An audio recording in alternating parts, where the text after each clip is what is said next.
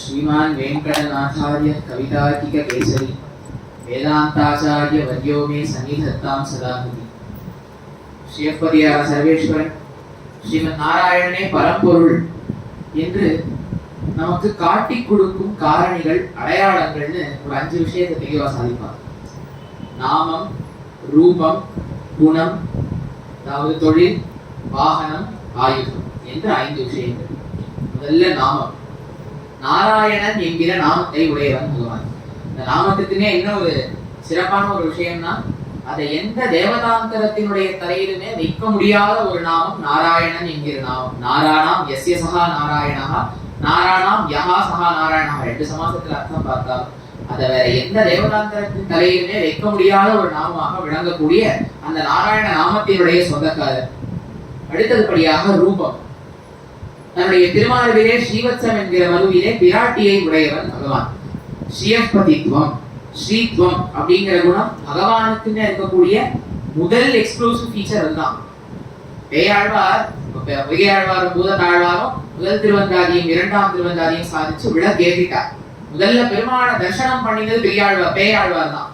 முதல்ல என்ன சாதிக்கிறார்? திருக்கண்டேன், அப்புறம் தான் பொன்மேனி கண்டேன். முதல்ல பிராட்டியை பார்த்தேன், அப்புறம் தான் பகவானே நான் பார்த்தேன் என்று சாதிக்கிறார். அதனால ரூபம்.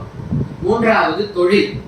உடையவர் ஸ்ரீபாஷ்யம் ஆரம்பிக்கச்சே அகில புவன ஜென்ம ஸ்தேம பங்க ஆதி லீலை.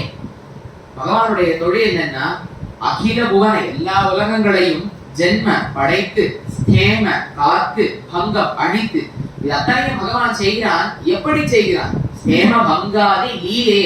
இது அத்தனையும் ஒரு விளையாட்டாக பகவான் செய்கிறான். அதனால அந்த தொழிலை செய்யக்கூடியவன் பகவான். வாகனம், கருட வாகனத்தை உடையவன். கருடன்ல வரான்னு சொன்னா சின்ன குழந்தை கூட சொல்லிடும் வரது பகவான் தான் என்று. 5வது ஆயுதம். பஞ்சாயுதங்களை கொண்டவன் பகவான். பஞ்சாயுதங்கள் பாஞ்சசன்யம் என்கிற சங்கு, சுதர்சனம் என்கிற சக்கரம், கௌமோதகி என்கிற கதை, நந்தகம் என்கிற கட்கம் ஆகிய வாழ், ஷார்கம் என்கிற வில். இது 5ஐயும் பகவான் கொண்டிருக்கிறான். இது அத்தனை பேருமே நித்திய சூரியர்கள் தான் பகவான். இதுல இருக்கிறதுல பிரதானமானவர் அப்படின்னா சக்கரத்தாழ்வார். சக்கரவாணித்துவம் அப்படிங்கிறது பகவானுடைய ஒரு குணம். சக்கரத்தை கையிலே கொண்டவன் பகவான். அது ஒரு முக்கியமான ஒரு அடையாள சின்னம் பகவான். பகவான் யோக நித்திரையிலே எழுந்தருளி இருக்கும் பொழுது அத்தனை நித்திய சூரியர்களும் சேர்ந்த ஆயுதங்கள், அத்தனை நித்திய சூரியர்களும் சேர்ந்து பகவானை ரட்சித்துக் கொண்டே இருப்பார்கள். எப்படி அவதார காலத்திலே, அதாவது ராமாவதார காலத்திலே குகப்பெருமானும் இளைய பெருமானும், அதாவது லக்ஷ்மணனும் ஒருத்தர் மேல ஒருத்தர் சந்தேகப்பட்டு ராமரை சுத்தி சுத்தி வந்து காப்பாத்தி ரட்சணம் பண்ணிட்டு இருந்தா 2 பேரும். ஏன் அப்படின்னா, பகவானுடைய வழிவழகுபடுத்திய பாடு அப்படின்னு பெரியவாளெல்லாம் சாதிப்பா. பகவானுடைய வழிவழகுபடுத்திய பாட்டிலே பகவானுடைய திருத்தம்பியான அந்த லக்ஷ்மணனையே சந்தேகப்பட்டார் குகன். ஒரு நாள் பழகின குகனுக்கே அந்த பாடுனா சதா பஷ்யந்தி சூரியகான், எப்பவுமே பகவானுடைய நித்தியவாசம் செய்து கொண்டு இருக்கக்கூடிய இந்த நித்திய சூரியகளை சொல்லவா வேணும்.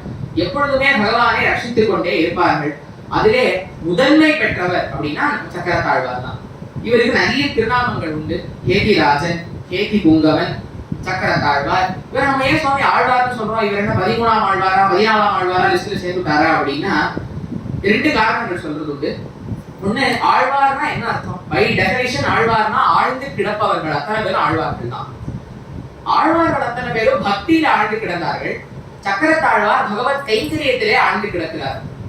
அதே போல ஆழ்வார்கள் பகவானை தன்னுடைய பாசுரங்களினாலே, ஈர சொற்களான அந்த அருள் செயல்களினாலே ரட்சித்தார்கள்.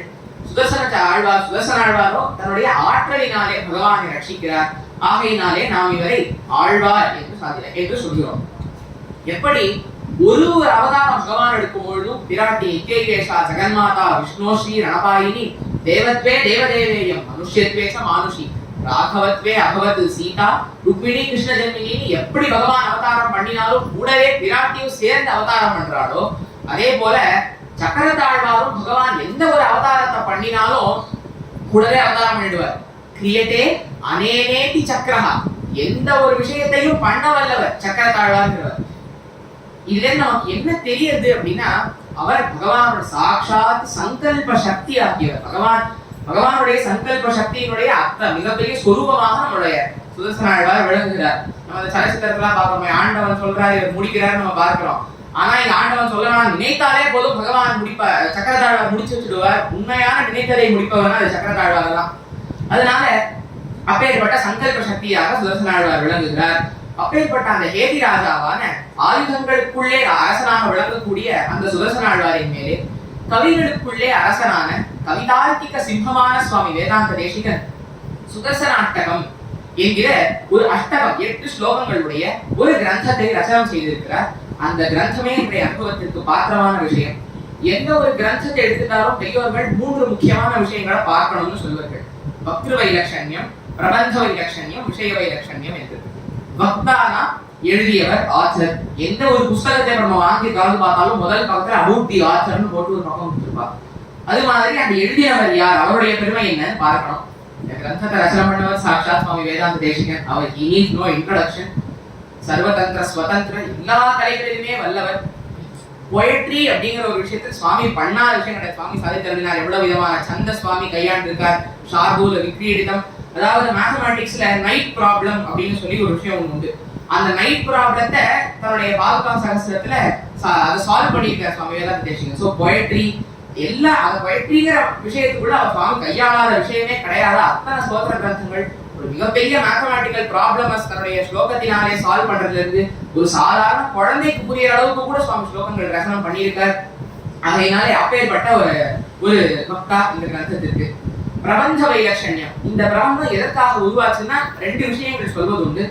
ஒண்ணு பரமத பங்கம் அப்படின்னு ஒரு மிகப்பெரிய கிரந்தம் சுவாமி ரசனம் பண்ணணும் சுவாமி வேதாந்த தேசிகன். அது ராமானுஜ சித்தாந்தத்திற்கு எதிர்வாதம் பண்ணக்கூடிய அத்தனை மதங்களையும் கண்டனம் பண்ற மாதிரியான ஒரு கிரந்தம். அந்த கிரந்தத்தை நல்லபடியாக ரசனம் பண்ண வேணும் அப்படிங்கிறதுக்கான ஒரு இதுவா சுதர்சனாழ்வாரை பிரார்த்தித்து இந்த கிரந்தத்தை ரசனம் பண்ணினார்னு ஒரு சாரா சொல்றது வழக்கம். 2வது, இது ரொம்ப பிரசித்தமான கதை. காஞ்சிபுரத்துக்கு அருகே திருப்புட்குழி என்கிற ஒரு திவ்யதேசம் போரேட்டு நாயனார் விஜயராகவ பெருமாள் இருந்திருக்கக்கூடிய இடம். அந்த திவ்யக்ஷேத்திரத்திலே ஒரு விஷ ஜுவரம் ஒண்ணு பரவ அங்க இருக்கக்கூடிய வைஷ்ணவர்கள், ஸ்ரீ வைஷ்ணவர்கள் அத்தனை பேரும் மாண்டு போக பயந்திருந்து சுவாமி தேசிகனிடத்திலே வந்து இதுக்கான ஒரு தீர்வை பிரார்த்திக்க, இந்த விஷஜுவரம் அகல வேண்டும் அப்படிங்கிறதுக்காகவும் சுதர்சனாழ்வாரை பிரார்த்தித்து இந்த கிரந்தத்தை ரச்சனை பண்ணினார் என்று சொல்வது வழக்கம். பக்திரு வைலட்சண்யமாச்சு, பிரபந்த வைலட்சண்யமாச்சு, விஷய வைலட்சண்யம். இந்த கிரந்தத்துல என்ன சொல்லப்பட்டிருக்கு வாங்கோ அனுபவிப்போம். முதல் ஸ்லோகம். பிரதிபட ஸ்ரேணி பீஷண வரகுணஸ்தோம பூஷண ஜரி பயஸ்தான காரண ஜகதவஸ்தான காரண நிகில துஷ்கர்ம கர்ஷண நிகம சத்து தர்ம தர்ஷன ஜெய ஜெய ஸ்ரீ சுதர்ஷனா, ஜெய ஜெய ஸ்ரீ சுதர்ஷனா. முதல்ல பதபதார்த்தத்தை அனுபவிப்போம். ஜெய ஜெய ஸ்ரீ சுதர்ஷனா, மங்களம் உண்டாகட்டும், நீ எல்லா விஷயத்திலையும் ஜெயிக்கட்டும் ஒரு மங்களத்தோட சுவாமி வேதாந்த தேசிகன் எழுதுறார் ஜெய ஜெய ஸ்ரீ சுதர்ஷனா என்று. இந்த கிரந்தத்துடைய விருத்தமே ஒரு ஆச்சரியமான விருத்தம். நகன தகன பகனாத்மகம் அப்படிங்கிற ஒரு விருத்தத்திலே அமைஞ்சிருக்கு. எப்படி மாத்தி மாத்தி வரும் அப்படின்னா, குரில் குரில் குரில், நெடில் நெடில் குரில், நெடில் குரில் குரில். இதுதான் சந்தஸ். இந்த ஸ்லோகத்தை நம்ம பார்க்கலாம். பிர தி ப 3 குரில், டஷ் 2 சேர்ந்து அதனால நெடில், ஸ்ரே நெடில், நீ குரில், குரில் குரில் குரில், நெடில் நெடில் குரில், பிரதிபட ஸ்ரேணி பீ நெடில், ஷ ந குரில். ஆகையினாலே குரில் குரில் குரில், நெடில் நெடில் குரில், நெடில் குரில் குரில். இதுதான் இந்த கிரந்தத்துடைய விருத்தமாக அமைஞ்சிருக்கக்கூடியது. ஜெய ஜெய ஸ்ரீ சுதர்ஷனா, ஜெய ஜெய ஸ்ரீ சுதர்ஷனா சாதிக்கிறார். பிரதிபட ஸ்ரேணி பீஷணா, இது எல்லாமே சம்புத்தியந்தம், அதாவது சம்போதன பிரதமான சம்ஸ்கிருதத்தை சொல்லுவா. விழிச்சொல் அப்படின்னு தமிழ்ல சொல்றோம். அதனால நமக்கு என்ன தெரியுதுன்னா, இந்த ஸ்லோகத்தை நம்ம அனுபவிக்கிறச்சே பிரதிபட ஸ்ரேணி பீஷணா ஜெய ஜெய ஸ்ரீ சுதர்ஷனா, வரகுணஸ்தோம பூஷணா ஜெய ஜெய ஸ்ரீ சுதர்ஷனா நம்ம சேர்த்து தான் அனுபவிக்கணும். பிரதிபட்டர்கள் விரோதிகள், ஸ்ரேணி கூட்டம், பீஷண அவர்களுக்கு பயத்தை உண்டு பண்ணும்படி இருக்கக்கூடியவரே என்று பொருள். வரகுண ஸ்தோம பூஷண, வரகுண நல்ல குணங்கள், ஸ்தோம கூட்டம், பூஷண அதால் அலங்கரிக்கப்பட்டவரே. ஜனி பய, ஜனினா ஆதிசங்கராச்சாரியா சாதிக்கிறார். புனரபி ஜனனம் புனரபி மரணம் மரணம் புனரபி ஜனனி ஜடரே சயனம்னு பிறத்தல் இறத்தல் என்ற சைக்கிள் ஆஃப் பர்த்ஸ் அண்ட் டெத்ஸ்க்கு ஜனி என்று பொருள். அந்த ஜனி பயம், மறுபடியும் பிறந்துருவோமோங்கிற பயத்திற்கான ஸ்தானம் இந்த சம்சாரம். அதை தாரண தாண்டுவிப்பவரே. ஜகத் அவஸ்தான, இந்த ஜகத்துடைய ஸ்திதிக்கே காரணராக இருக்கக்கூடியவரே. நிகில துஷ்கர்ம கர்ஷண, நிகில ஒன்று விடாமல் அத்தனை, துஷ்கர்ம பாவச் செயல்கள், கர்ஷண அதை நீக்குபவரே. நிகம சத்து தர்ம தர்ஷன. நிகமம்னா வேதாந்தம் உபனிஷத், அதனாலதான் நிகமாந்த மகாதேசிகன்னு சொல்றோம். நிகம சத்து தர்ம, அதுல சொல்லிருக்கக்கூடிய நல்ல தர்மத்தை தர்ஷன காண்பித்து கொடுப்பவரே. ஜெய ஜெய ஸ்ரீ சுதர்சனா, ஜெய ஜெய ஸ்ரீ சுதர்சனா. இந்த ஸ்லோகம் மேற்கொண்ட அர்த்தங்களை அனுபவிப்போம். பிரதிபட பிரதிபட ஸ்ரேணி, விரோதி கூட்டம்.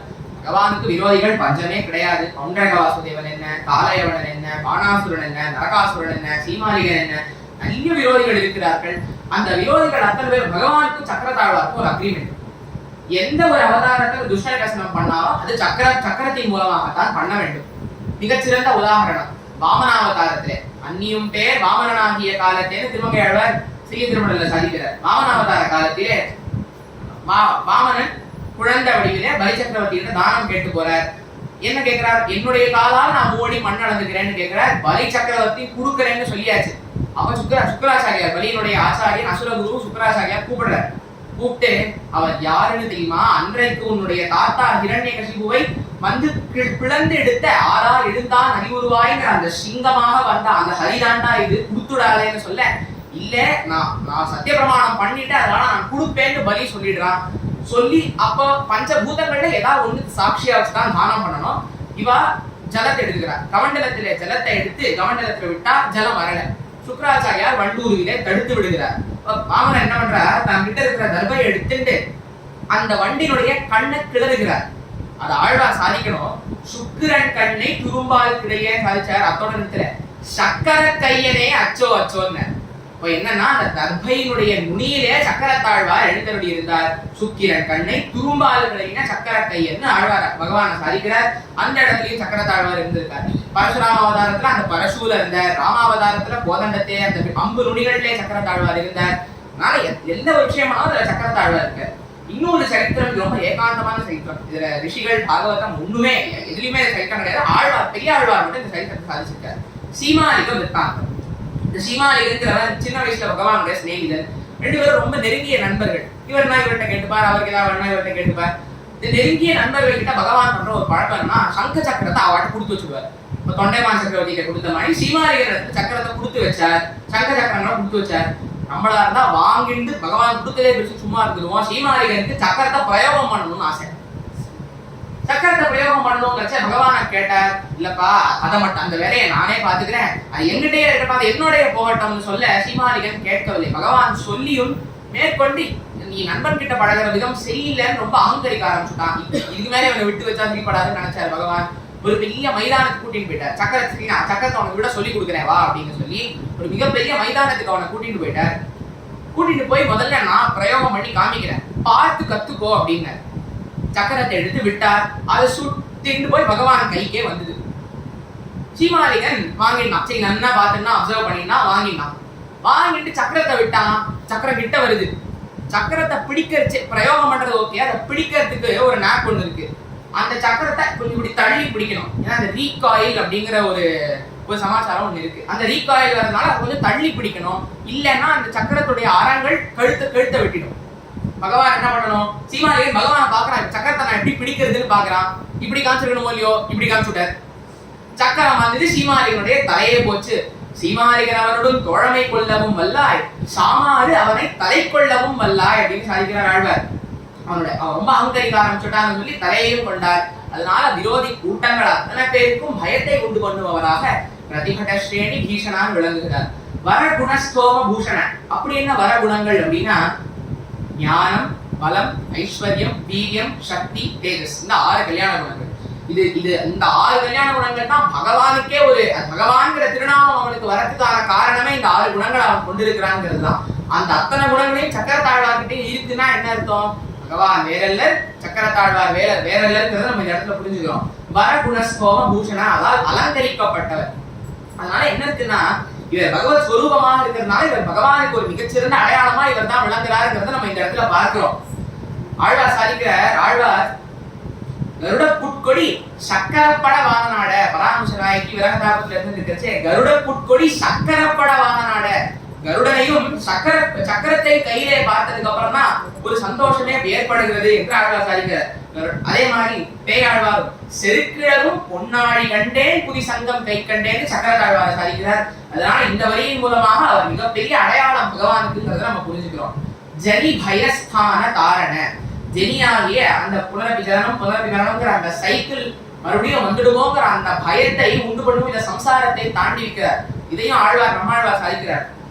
ஆவாரா துணையின்றி அலை நீர் கடலுள் அழுந்தும் நாவாய் போல் இங்கு நின்று நான் துளங்க தேவாரா கோலத்தொடும் அப்படின்னு சாதிக்கிறார்.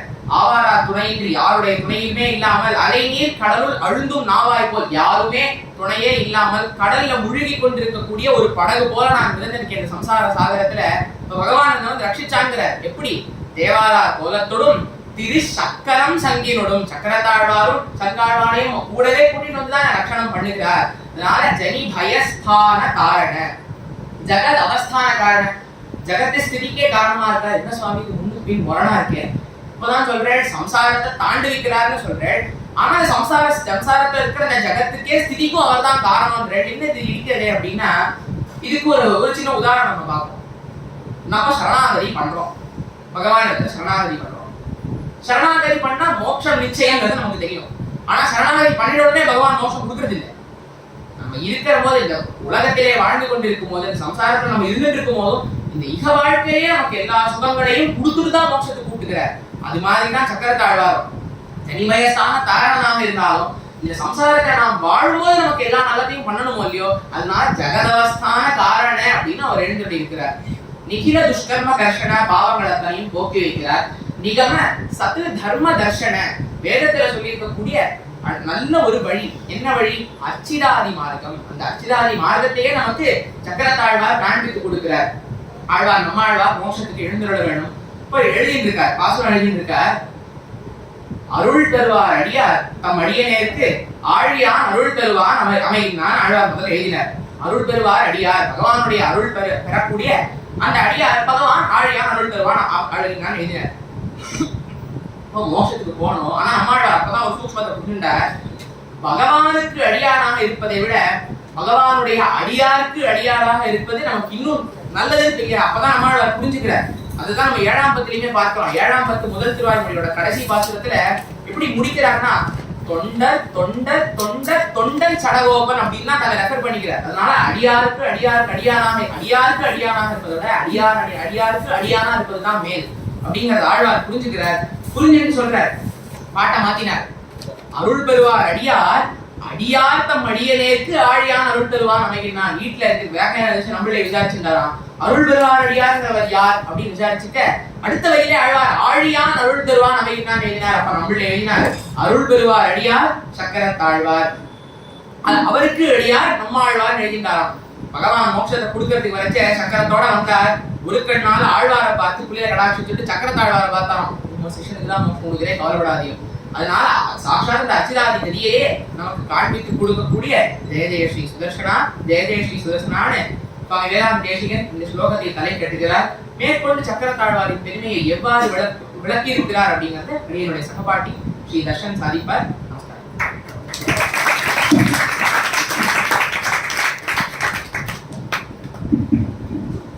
அடியன் தர்ஷன் ஸ்ரீஷ்டதியான பகவான் ஸ்ரீமன் நாராயணன் சர்வோத்தமன், வாத்சல்யமூர்த்தி, பக்தவத்சலன், பக்தாபராத சகிஷு அப்படின்லாம் நம்ம எத்தனையோ ஸ்தோத்திரங்கள்ல, ஸ்துதிகள்ல, சரித்திரத்துல, புராணத்துல எல்லாம் கேள்விப்பட்டிருப்போம். ஆனா எல்லார் மனசுலயும் ஒரு கேள்வி இருந்துட்டே இருக்கும், இது என்னைக்காவது நான் பார்க்க மாட்டேனா எனக்கு வாத்சல்யமூர்த்தியா இருக்க மாட்டானான்னு.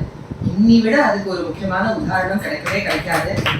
நம்ம அத்தனை பேரையும் சத்சங்கத்துல கூட்டி தானே எழுந்தருளி இங்க வந்து, அதுவும் அடியெல்லாம் வருவேன்னாலே சந்தேகம் ஆயிடுது. அங்க ஏர் ஷோ காட்டுறான்னு ரோடெல்லாம் பிளாக் பண்ணி நடந்து எல்லாத்தையும் பண்ணி எனக்கு கூட்டி இத்தனை பேரோட உட்காந்து வச்சிருக்காங்கன்னா அது பகவானுடைய பரமானுடைய விசேஷம். அத இன்னொரு படி வசதி வைக்கிறது இன்னைக்கு நாம எடுத்துட்டு இருக்கிற தலைப்பு சுதர்சனாஷ்டகம். அதுவும் சுவாமி வேதாந்த தேசிகன் அனுகிரகம் பண்ண சுதர்சனாஷ்டகம்.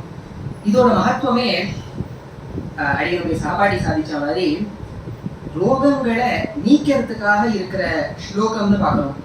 ரோகங்கள்னா ஒரு கிராமத்துல வந்து ஒரு வியாதி அண்ணா ரோகமானா நம்ம நித்தியபடி இருக்கிறதே ஒரு ரோகம். இது ஒரு பவரோகம்.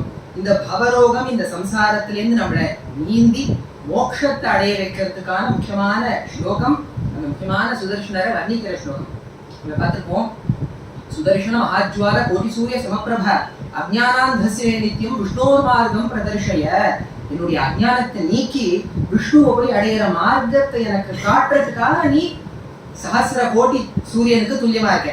நமக்கு ஒரு சூரியனே போதும். இவர் சஹஸ்ர சூரியனா எதுக்கு இருக்காருன்னா அர்ச்சராதி மார்க்கத்தை லைட் அப் பண்றதுக்காக இருக்கார். அந்த சுதர்ஷன அஷ்டகத்தை ஒரு பத்தியமா நமக்கு அனுபவிக்கிற பாக்கியம் இப்ப 2வது பத்தியத்துல நிக்கிறோம். இந்த பத்தியத்துடைய மகத்துவம் என்னன்னா 1.5 மணி நாளி நடக்க போற உபன்யாசத்துக்கே இதுதான் ஆதாரம். எப்பவுமே லௌகிகத்திலையும் சரி அத்தியாத்மத்திலையும் சரி எல்லா விஷயத்துக்கும் ப்ரூஃப்ங்கிறது ரொம்ப முக்கியம்.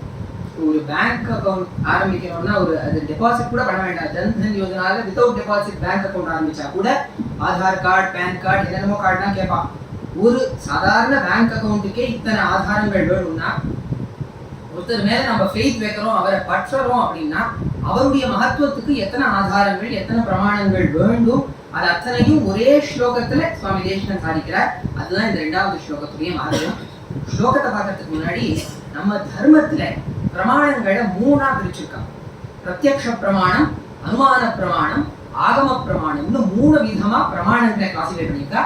ரொம்ப காம்ப்ளெக்ஸ் ஆனா சிம்பிளாவும் புரிஞ்சுக்கலாம். ஒண்ணும் இல்லை, பிரத்யக்ஷம்னா நம்ம நித்தியபடி யூஸ் பண்ற வார்த்தை தான். பிரத்யக்ஷம்னா ஒண்ணும் இல்லை, அடியே நீங்க உபன்யாசம் பண்ணிட்டு இருக்கேன், உங்களுக்கு நான் உபன்யாசம் பண்றேன்னு எப்படி தெரியுது? நேர்ல பாக்குறேன், கேட்கிறேன், தெரியுது.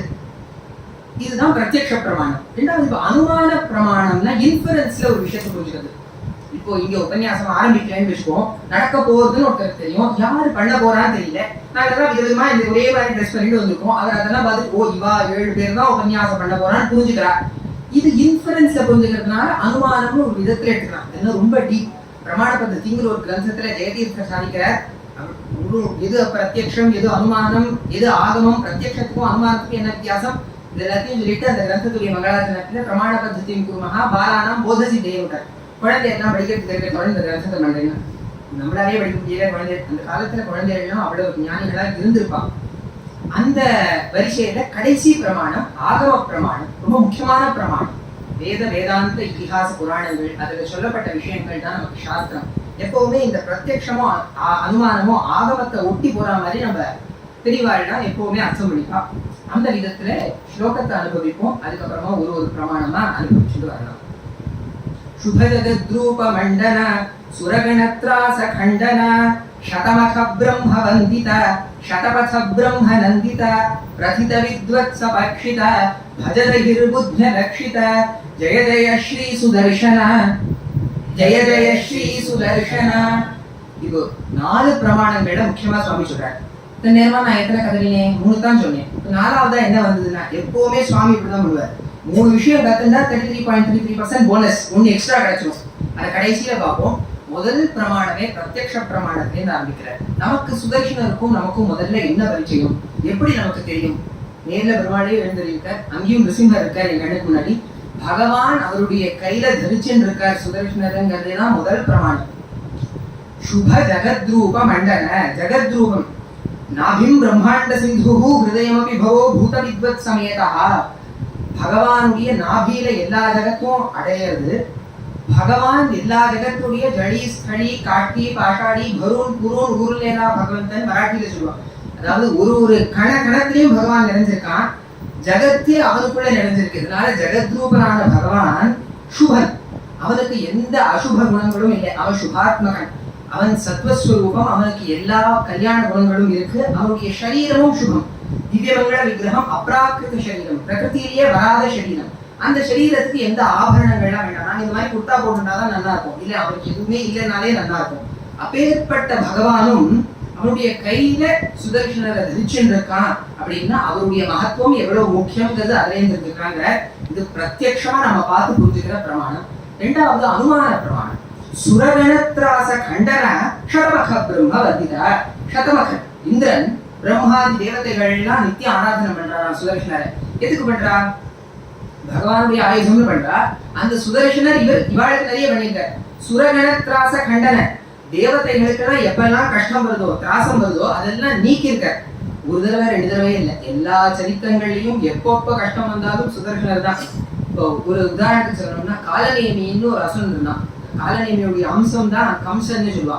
அந்த காலநேமியை முடிக்க முடியாம தேவதைகள்லாம் கஷ்டப்பட்டு இருக்கும் போது பகவான் சுதர்ஷனர் அனுப்பி அந்த சைன்யத்தை தான் ஆகூதி மாதிரி சுதர்ஷனர் எடுத்துட்டாருன்னு பிரமாணம் சொல்லுவா. அதே மாதிரி 3 பேர் இருந்தா, த வெரி டீவியஸ் பிரதர்ஸ் அப்படின்னு. மால்யவான், மாலி, சுமாலின்னு 3 பேர் சுகேஷனுடைய புத்திரர்கள். இவாள்லாம் வரபலத்தோட தப்பு பண்ணிட்டு இருக்கா. முதல்ல வர வாங்கிட்டு பலத்தெல்லாம் எல்லாத்தையும் வச்சுட்டு அதுக்கப்புறம் தப்பு பண்ணவா. ராவணன்லாம் இவாளுக்கு எதிர்க்க எல்கேஜி யூகேஜி படிக்கிற குழந்தை மாதிரி இருந்திருக்கான். அந்த சுகேஷன் கிட்ட இருந்து தப்பிக்கணும்னு தேவதைகள்லாம் பகவான் போய் பிரார்த்தனை பண்றா. இது ராமாயணத்துடைய உத்தரகாண்டத்துல வரும். சங்கசக்கரதரம் தேவம் பிரணம்ய பகுமான்யச்ச ஊஜு சம்பிராந்த ஊஜு சம்பிராந்த யத்வஹ சுகேஷ தனயான் பிரதி. சுகேஷ தனயான், சுகேஷனுடைய குழந்தைகள்லாம் எத்தனை படுத்துறான்னு பகவான்கிட்ட சொன்னா. எப்படி சொன்னா? பிரணம்ய பகுமான்யச்ச, பகவானுக்கு நமஸ்காரம் பண்ணி பண்ண வேண்டிய பகுமானங்கள்லாம் பண்ணி சொன்னா. எப்பேற்பட்ட பகவானுக்கு சொன்னா? சங்க சக்கரதரம் தேவம், சங்கமும் சக்கரமும் தரிச்ச பகவான்கிட்ட சொன்னா. ஏற்கனவே சரிச்ச மாதிரி சக்கரமும் கருடனும் இருந்தாலே ஒரு தைரியம். அப்பேற்பட்ட சக்கரத்தை பார்த்த உடனே இவாளுக்கெல்லாம் ஒரு தைரியம் வந்தது. இந்த 3 பேர் இந்த சக்கரம் பார்த்துக்கும், அதனால பகவான்கிட்ட எங்க கஷ்டத்தை எல்லாம் சாதிக்கிறோம்னு சாதிச்சா. இது அனுமான பிரமாணம். தேவதைகள்லாம் காப்பாத்தி இருக்காருன்னா இவருடைய மகிமை எவ்வளவு இருக்கும்? 2 பிரமாணம் ஆயிடுச்சு. பிரத்யக்ஷமா பகவானே தரிச்சுட்டு இருக்க, அனுமானமா தேவதைகள்லாம் ஆராதனை பண்றா, தேவதைகளை ரட்சணம் பண்ற. 3வது முக்கியமான பிரமாணம் ஆகம பிரமாணம். சதவச பிரம்ம நந்தித வேதத்துல சுக்ல யஜுர்வேதத்துல சதபச பிராமணம்னு ஒரு பாகம் வரும். அதுல விசேஷமா கொண்டாடப்படுறவர் அப்படின்னு ஒரு அர்த்தத்துல எடுத்துட்டா. சதம்னா 100, பசம்னா சாக்கைன்னு எடுத்துட்டா. சதபசம் பிரம்மம்னா வேதம்னா 100 சாக்கை இருக்கிற ரிக்வேதத்திலையும் கொண்டாடப்படுறவர். சதம்னா 100கணக்கான, 100ன்னு மட்டும் இல்லை, சதம்னா 100, 100 விட அதிகம், 100 விட கம்மி, எப்படி வேணா அர்த்தம் பண்ணலாம். 100கணக்கான மந்திரங்கள் எடுத்துட்டா. பிரம்மம்னா வேதம், 100கணக்கான மந்திரங்கள் வேதத்துல எத்தனையோ இடங்கள்ல கொண்டாடப்படுற சுதர்ஷன் பார்க்கணும். அதுல உதாரணத்துக்கு எடுத்துட்டா நிறைய மந்திரங்கள் இருக்கு.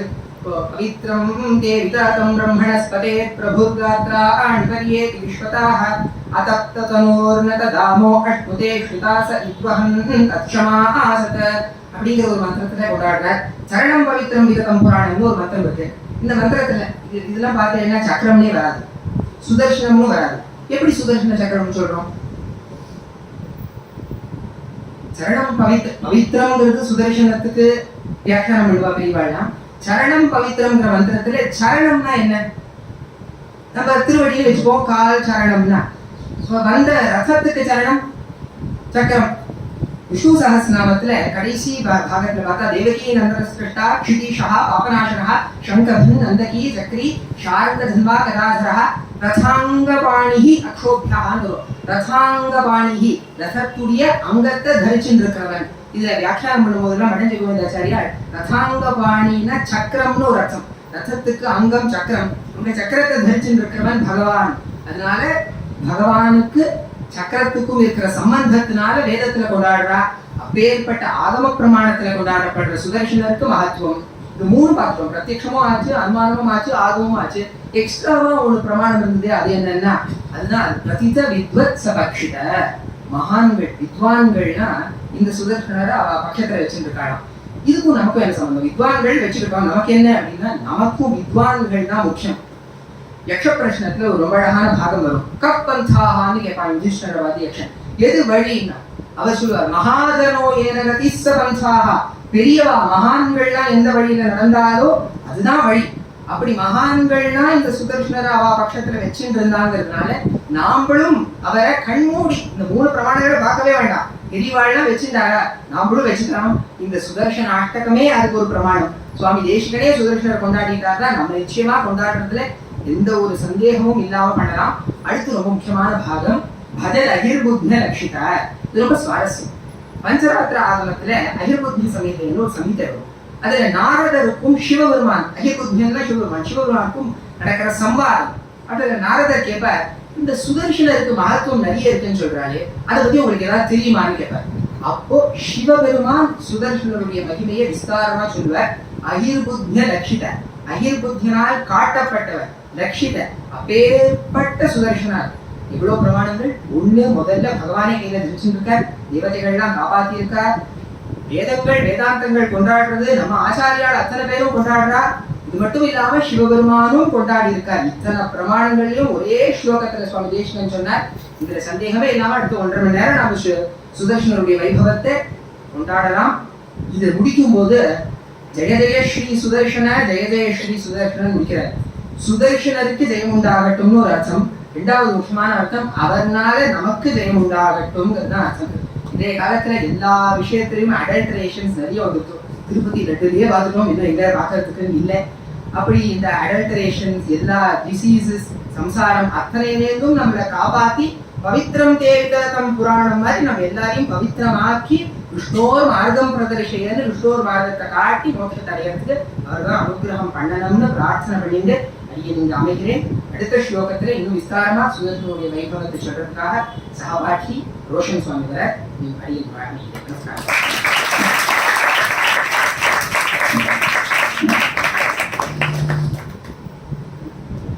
ஸ்ரீயப்பதியான பகவானுடைய பரமகாருண்ய விசேஷத்தினால் நாம் இன்றைய நாள் சுதர்ஷன நாட்டகத்தை அனுபவித்துக் கொண்டு வருகின்றோம்.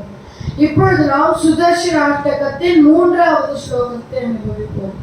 ஸ்புட தடி ஜால பிஞ்சர பிருதுதர ஜுவால பஞ்சர பரிகத பிரத்ன விக்கிரக பட்டுதர பிரக்ஞ துர்கிரக பிரஹரண கிராம மண்டித பரிஜன த்ராண பண்டித ஜெய ஜெய ஸ்ரீ சுதர்ஷனா ஜெய ஜெய ஸ்ரீ சுதர்ஷனா.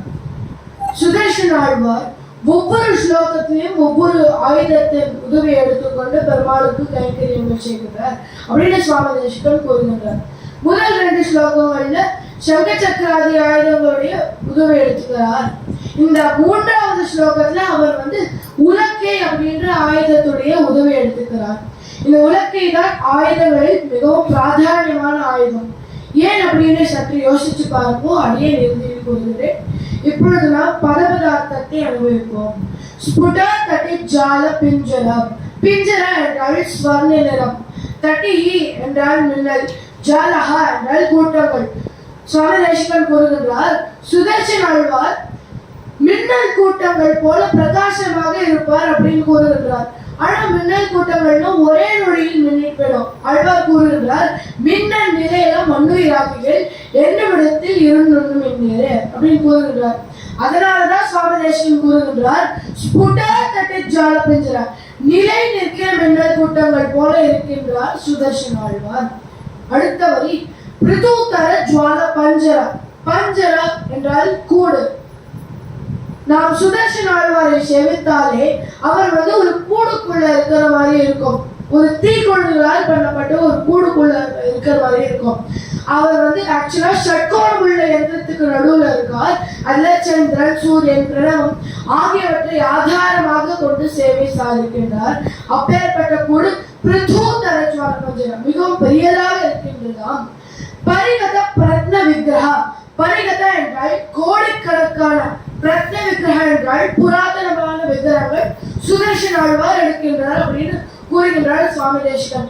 எப்படி வாசுதேவன் கோடிக்கணக்கான விக்கிரகங்கள் எடுக்கின்றானோ அப்படியே அவன் கையில் இருக்கும் இந்த சுதர்சன ஆழ்வாரும் எடுக்கின்றார்.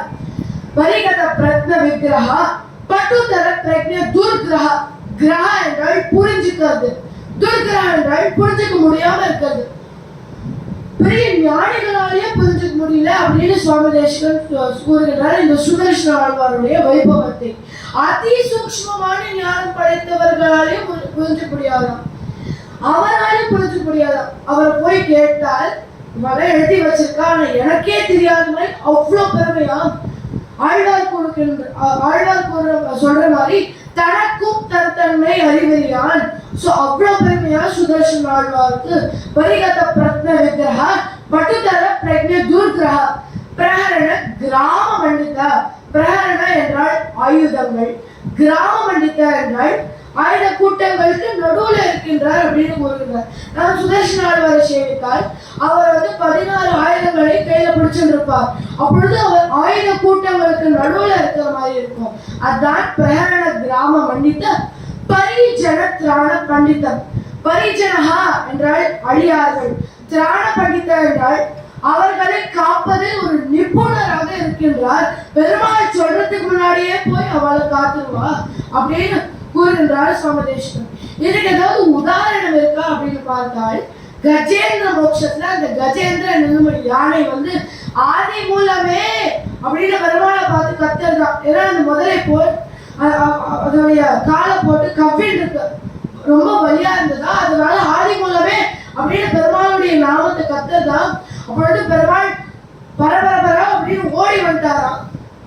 அந்த முதலை மேல அந்த சுதர்சன சக்கரத்தை உடலாம் அப்படின்னு கையை பக்கச்சு சுதர்சன சக்கரம் காணும்.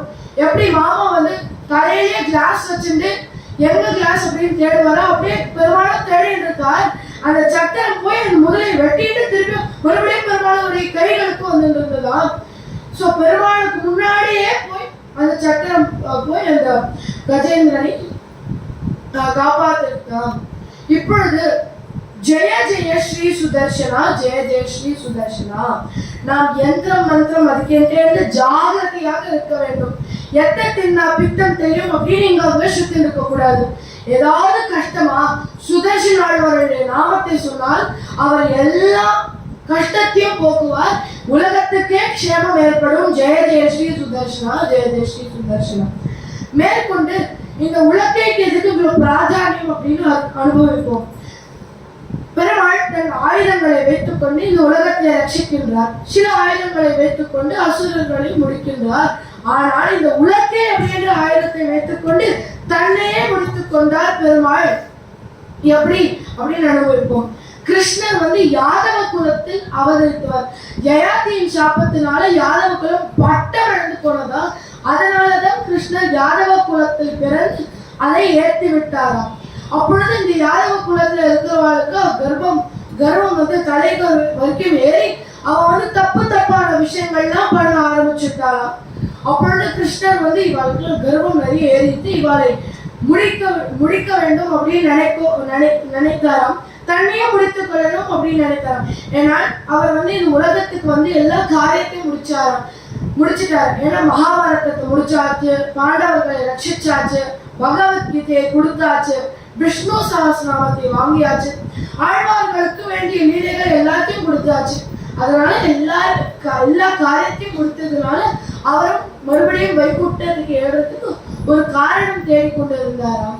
அப்பொழுது சாம்பன் அப்படின்ற ஒரு யாதவன் இருந்தாராம். அவன் தன் சக்கர்களோட ரிஷிகளோட பரியாசம் செய்யலாம் அப்படின்னு போறானாம். விஸ்வாமித்திர ரிஷிக்கு முன்னாடி போய் இந்த சாமனுடைய சக்கர்கள்லாம் ஒரு உலகை எடுத்துக்கொண்டு சாமனுடைய வயத்தில் கட்டி அவனுக்கு கர்ப்பம் இருக்கிற மாதிரி பண்ணி அவனுக்கு பெண் வேடம் விட்டு போய் நிறுத்துறாளாம். அதுக்கப்புறம் விஸ்வாமித்திர ரிஷி கிட்ட சொல்றாளாம், விஸ்வாமித்திர ரிஷியே இந்த பெண்ணுக்கு ஒரு குழந்தை பிறக்க போகுது, அது ஆனா பெண்ணா அப்படின்னு சொல்லும்போது அப்படின்னு சொல்லச்சு இந்த விஸ்வாமித்திரருக்கு புரிஞ்சு போயிட்டான். இது வந்து ஒரு ஆண் தான், இவன் வயத்தில் இருப்பது ஒரு உலக்கை தான் அப்படின்னு புரிந்து கொண்டு சாபம் விடுறாரா, உனக்கு இந்த உலக்கையே குழந்தையாக பிறக்கும் அப்படின்னு ஒரு சாபம். இட்ட வேகத்துல இன்னொரு சாபம், அந்த உலக்கை தான் உன் குலநாசத்துக்கு காரணமாக இருக்கும் அப்படின்னு சொல்ல அந்த சாம்பனுக்கு அந்த உலக்கையே குழந்தையா பிறந்திருக்கான். இப்போ அந்த சாம்பன் வந்து ரொம்ப சர்ப்ரைஸ் ஆகி ராஜா கிட்ட போய் கொடுக்குறானா, ராஜா முடிசாபம் என்னன்னா இந்த உலக்கை தான் குலநாசத்துக்கு காரணமாக இருக்க போறது அப்படின்னு சொல்ல ராஜா வந்து அதி புத்திசாலியான டிசிஷன் எடுக்கிற மாதிரி நினைத்து கொண்டு உலக்கையின் மரப்பகுதியை தூள் ஆக்கி சமுத்திரத்துல போட்டாராம். ஆனா இரும்பு பகுதியும் காய்ச்சி எல்லாத்தையும் பண்ணி சமுத்திரத்துக்கு நடுப்பகுதியில போட்டாராம். ஆனா சமுத்திரத்துல என்ன போட்டாலும் இன்டைரக்ட்லி ஒரு டைரக்ட்லி அது மறுபடியும் நிலத்துக்கு வந்துடும். அப்படியே இந்த மரப்பகுதிகள்லாம் வந்து இந்த நிலத்துக்கு வந்து கோரப்புற்களா வளர்ந்துருந்தான். அந்த இரும்பு பகுதியை ஒரு மீன் சாப்பிட, ஒரு செம்மடவன் அந்த மீனை பிடிக்க, ஒரு வேடன் வந்து அந்த மீனை சாப்பிட்றதுக்காக வாங்குறாங்க. அந்த மீனை கட் பண்ணச்ச அதுக்கு நடுவில் இந்த இரும்பு பகுதியை பார்த்தானா, இது நன்னா இருக்கே அப்படின்னு தன் அம்மின் நுனியில் காய்ச்சி மாட்டிக்கொண்டாராம். ஒரு நாள் கிருஷ்ணன் வந்து பிரபாச கஷேத்திரத்துல அமர்ந்து கொண்டிருந்தாராம். அப்பொழுது இதே வேடன் வந்து ஏதோ அனிமல்ஸ் ஹண்ட் பண்ணலாம் அப்படின்னு தேடி இருந்தாராம். அப்பொழுது கிருஷ்ணனுடைய திருவடியை பார்த்தார். இது ஒரு மானின் முகம் போல இருக்கிறதே அப்படின்னு அம்பிடுறானா. அந்த அம்பு போய் பெருமாளின் திருவடி கட்ட விரல்ல பட அதையே ஒரு காரணமாக வைத்துக் கொண்டு பெருமாள் வைகுண்டத்துக்கு ஏறிட்டார். அதுக்கப்புறம் இப்படியே பெருமாள் வைகுண்டத்துக்கு ஏறிட்ட இப்படி அந்த உலக்கையை வைத்துக் கொண்டு தன்னை முடித்துக் கொண்டார்.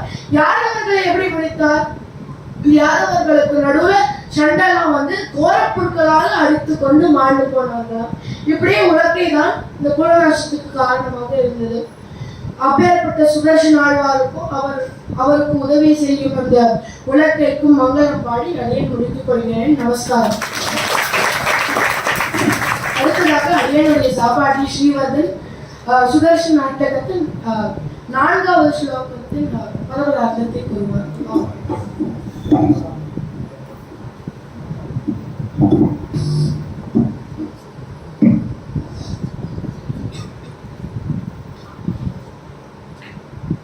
ஸ்ரீயப்பதியான பகவானுடைய பரமானுகிரகத்தினால இந்த ஒரு சுப தினத்துல சுதர்சன ஆழ்வானுடைய அந்த வைபவத்தை சுவாமி தேசிகண்ணருடைய சுதர்சனாஷ்டகம்ங்கிற அந்த அற்புதமான ஸ்தோத்திரம் மூலியமா ரொம்ப அழகான அர்த்தங்களை ஸ்லோகத்துக்கு பார்த்துட்டு வரோம்.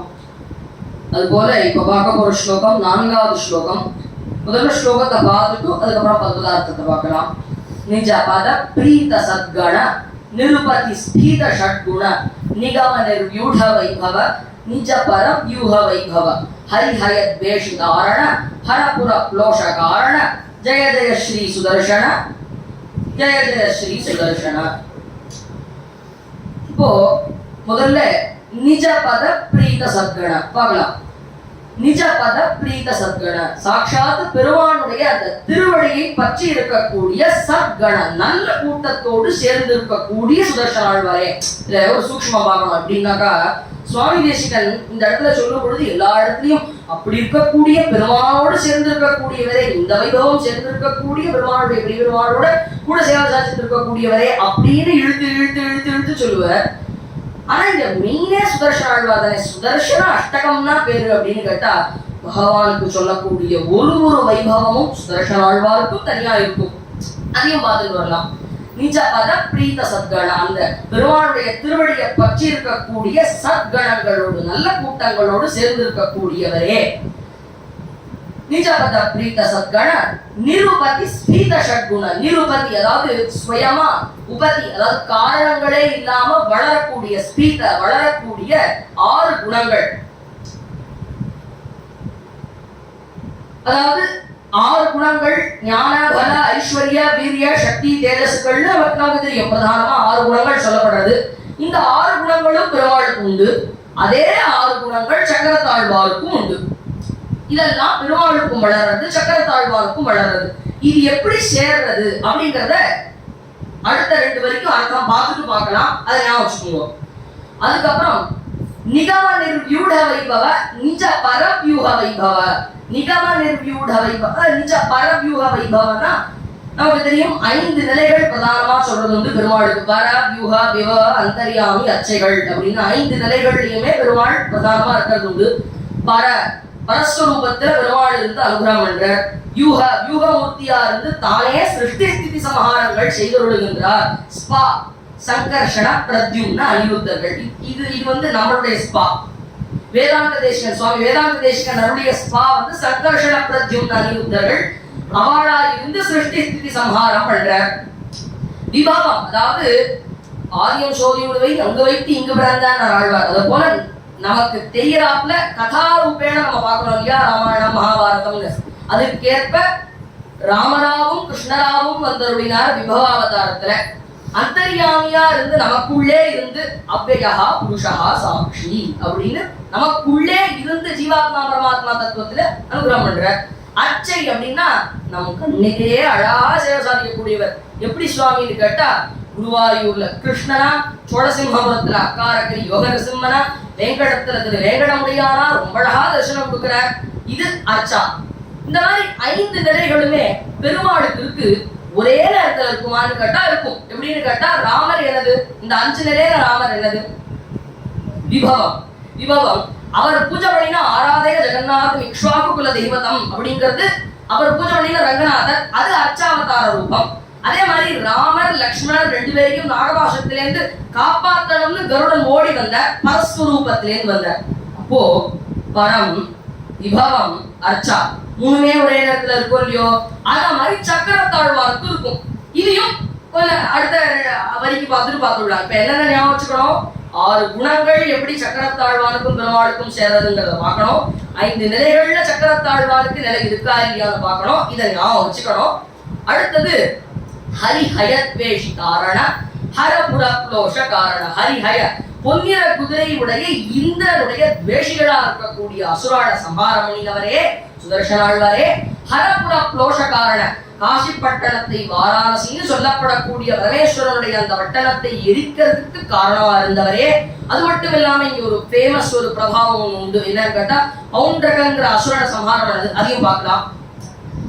அப்படி பண்ணியிருக்கக்கூடியவரே. திரிபுரா சம்ஹாரம் ரொம்ப ஃபேமஸ். எப்படின்னா பாகவதத்துல வரும், மகாபாரதத்துல வரும், எல்லாம் வரும், அதையும் பார்க்கலாம். திரிபுரா சம்ஹாரம் பண்றதுக்கும் காரணமா இருந்தவரே. ஜெய ஜெய ஸ்ரீ சுதர்சன, ஜெய ஜெய ஸ்ரீ சுதர்சன. விஜயவல்லி தாயாருடைய அந்த கடாட்சத்துக்கு இலக்கானவரே. மங்களங்கள் உண்டாகட்டும், எனக்கு பக்தியை வளர்த்து கொடு. இப்போ பதவதார்த்தம் சுவாபதேசார்த்தம் பார்க்கலாம். என்ன பார்க்கலாம்னு சொல்லியிருந்தோம்? 6 குணங்கள், ஞான பல ஐஸ்வர்ய வீரிய சக்தி தேஜசுகள். இதெல்லாம் சக்கரத்தாழ்வானுக்கும் பெருமாளுக்கும் எப்படி நன்னா சேரது அப்படிங்கறத நம்பாழ்வார் தன்னுடைய ஒரு அழகான பாசுரத்துல எடுத்து காண்பிக்கிறார். வழுங்காத வைந்துதிய சக்கரனல் பலத்தையாய் தொழுங்காதார் கழிக்காரும் உள்ளூர்ந்து தோல்நிலையேன் வழுங்காத ஞானமே படையாக வல்லுரையீர் தொழும்பாயார் கழிக்காரும் உன் சுடர் சோதி மறையாதே. உன்னுடைய சுடர் சோதி மறையாதே அப்படிங்கிற. ஏன்னு கேட்டா இந்த இடத்துல ஆழ்வார் கஜேந்திர மோட்ச விருத்தாந்தத்தை எடுத்து காண்பிக்கிறார். அதாவது மூலமோரே திக்கினே அப்படின்னு அது கத்துறது எனக்கு வலிக்கிறதே.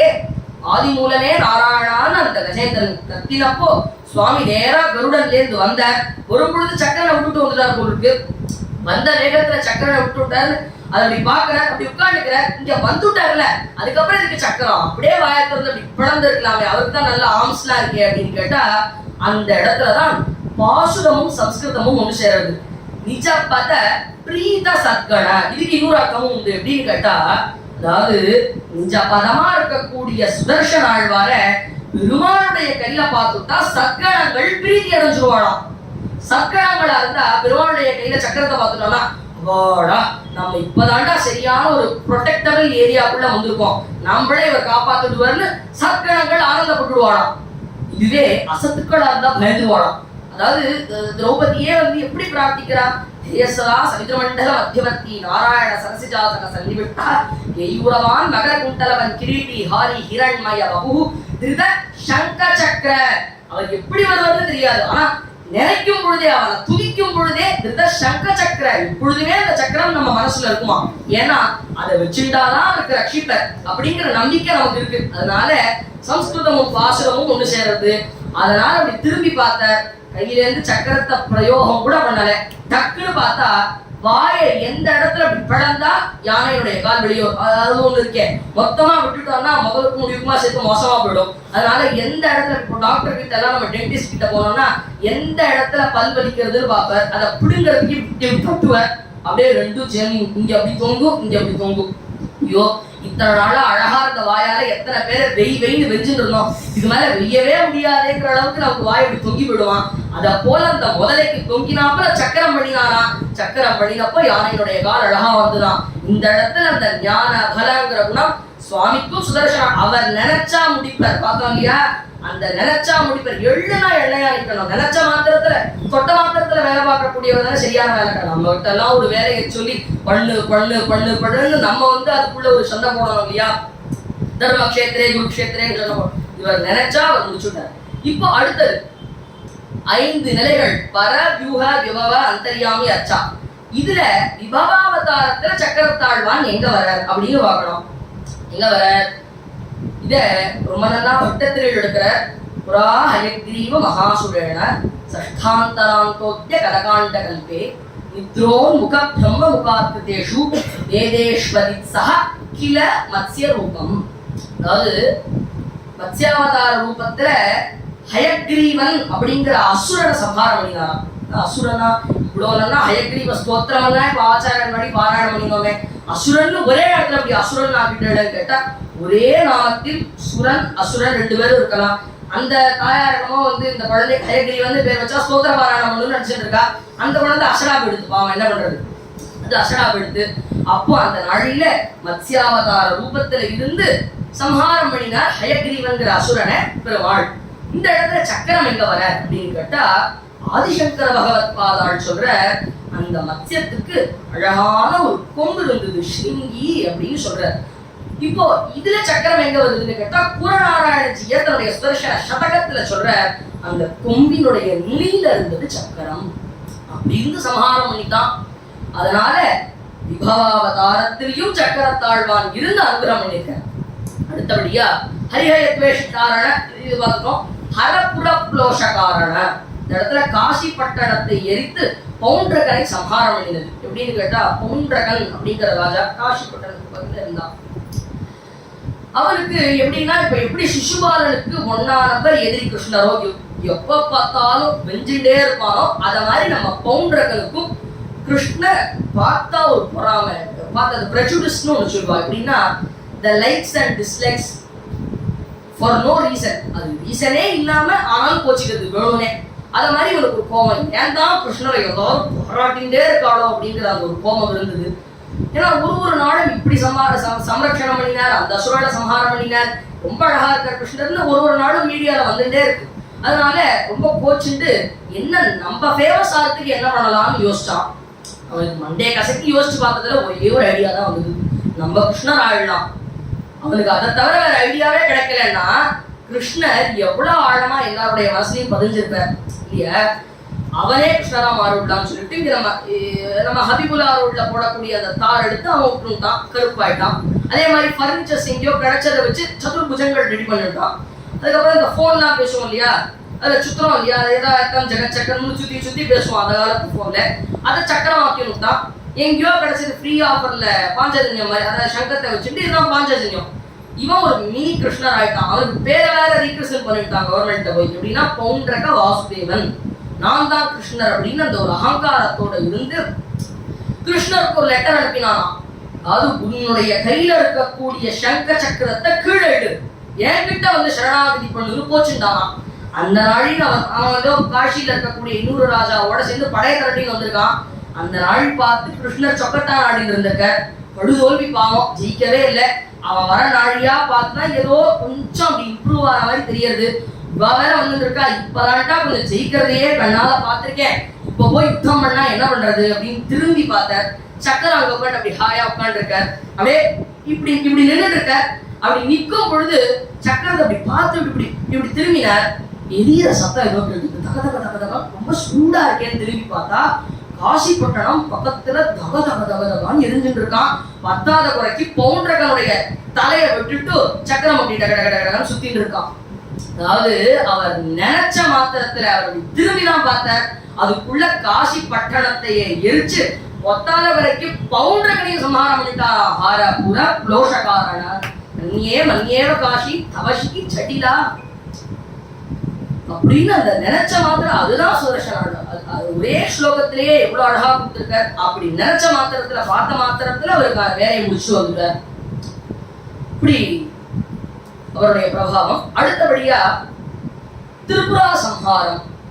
இந்த திரிபுரா சம்ஹாரம்ங்கிறது ரொம்ப ஒரு ஃபேமஸான ஒரு பிரபாவம். எப்படின்னா பாகவதத்துல 7வது ஸ்கந்தத்துல நிருசிம்மாவதாரத்தினுடைய அந்த பிரபாவம் முடிஞ்சதுக்கு அப்புறமா வரக்கூடியது இந்த ஒரு திரிபுரா சம்ஹாரம். அதே மாதிரி மகாபாரதத்துல துரியோதனனே ஷையருக்கு சொல்றான் கர்ணபிரபால. எப்படின்னு கேட்டா இப்படி தெரியுமா, அவரை மாதிரி யாரா பண்ண முடியுமா, திரிபுரா சம்ஹாரம் பண்ணிருக்காரு பாரு அப்படின்னு அவன் இழுத்து உபன்யாசம் பண்றான். துரியோதனன் பெரிய உபன்யாசகன், நல்லா உபன்யாசம் பண்ணினான். அந்த அளவு ஃபேமஸா இருக்கக்கூடியது இந்த ஒரு திரிபுரா சம்ஹாரம்.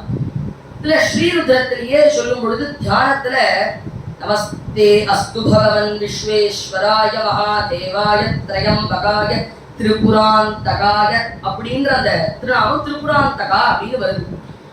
நம்ம சொல்லும் பொழுதே முதல்லயே வந்து அவர் கிட்ட கோபத்தை குறைச்சுக்கோன்னு சொல்லிதான் வரங்களே கேட்போம். மன்யு மன்யுத உதோதேஷவே நமஹா யாவைஷு சிவதமா சிவம் பகூப தேதனு சிவாச்சரத்யாசவதயானோ ருத்ரனடையா ருத்ரனே கோபத்தை குறைச்சுக்கோ, கூல் டவுன், நாங்கெல்லாம் வரம் கேட்கிறோம் இல்லையோ அப்படின்னு எல்லாரும் வரங்கள் கேட்கறது உண்டு. அப்பேற்பட்ட அந்த சிவபெருமான் திரிபுரா சம்ஹாரம் பண்றார். எப்படின்னா தாரகாசுரனுடைய 3 பிள்ளைகள், தாரகாக்ஷன், கமலாக்ஷன், ஜுன்மாரி அப்படின்ற அந்த 3 பேர் அவளை சம்ஹாரம் பண்றதுக்காக திருவதி என்கிற ஸ்தலத்துல இருக்கக்கூடிய அந்த பூமியை ரதமாக்கி 4 வேத சாரங்களை 4 சக்கரங்களாக்கி சந்திரசூரியர்களை 4 வேத சாரங்களை 4 குதிரைகளாக்கி சந்திரசூரியர்களை தன்னுடைய சக்கரங்களாக்கி மேருதன்பா அப்படின்னு அந்த மேருவை வளைத்து வில்லாக்கி வாசுகிங்கிற பாம்பியனுடைய உரிந்த தோலை ஸ்ட்ரிங்கா நாணா ஏற்றி பிரம்மாவ சாரதியாக்கி நாராயணனை தியானித்திருக்கக்கூடிய அம்ப வச்சுட்டு அந்த அம்ப அப்படி எய்த போனாராம். அப்படி எய்த போகும்பொழுது யாரை நினைச்சுட்டு விட்டாருன்னு கேட்டா சக்கரத்தை நினைச்சுட்டு விட்டு அந்த சக்கரம் திரிபுரா சம்ஹாரத்தையும் நடத்தி வச்சார் அப்படின்னு இருக்கான். எனவே அந்த திரிபுரா சம்ஹாரத்தையும் நடத்தி வைத்த சக்கரத்தாழ்வார் எப்பேற்பட்டவன் கேட்டா எல்லா பக்தாளுக்கும் பிரீதியை உண்டு பண்ணக்கூடியவர், 5 நிலைகள்ல இருக்கக்கூடியவர், பெருமாளோட சேர்ந்து இருக்கக்கூடியவர், 6 குணங்களும் மொத்த இருக்கக்கூடியவர், ஹரியாயத்வேஷிதாரான பொன்னிற குதிரையுடைய இந்திரனுடைய துவேஷிகளை எல்லாம் சம்ஹாரம் பண்ணினவர், பவுண்டர்களை சம்ஹாரம் பண்ணினவர், காசி பட்டணத்தை எதிர்த்தவர், திரிபுரா சம்ஹாரம் பண்றதுக்கும் காரணமா இருந்தவர். ஜெய ஜெய ஸ்ரீ சுதர்சன, ஜெய ஜெய ஸ்ரீ சுதர்சன. அப்பேற்பட்ட அந்த சுதர்சன ஆழ்வாருக்கு மங்களங்கள் உண்டாகட்டும். விஜயவல்லி தாயாருடைய கடாட்சத்துக்கு இலக்கானவரே எனக்கு பக்தியை வளர்த்து கொடுன்னு ரொம்ப சுவாமி தேசிகன் சேவிச்சிருக்கக்கூடிய இந்த ஒரு ஸ்லோகம். அடுத்தபடியா இன்னும் சுதர்சன ஆழ்வாருக்கு என்னென்ன பிரபாவங்கள் உண்டுங்கிறத சுவாமி தேசிகன் எப்படி தெரிவிக்கிறாருங்கிறத அடியேனுடைய சகபாட்டி ஸ்ரீ சர்வே ஸ்ரீராம் அவர்கள் தெரிவித்தார். நமஸ்காரம்.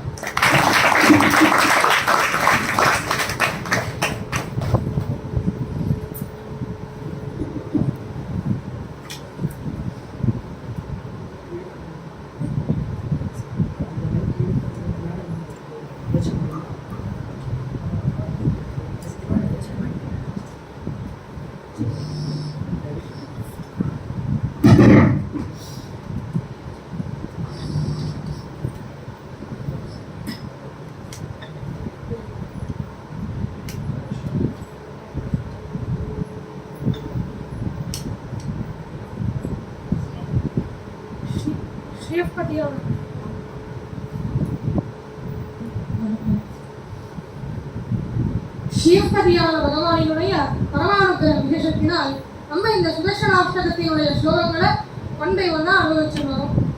பொதுவாகவே ஒரு படம் எடுத்துருந்தோம்னா அந்த படத்துக்கு ஒரு ஃபர்ஸ்ட் ஹாஃப் இருக்கும், ஒரு செகண்ட் ஹாஃப் இருக்கும்.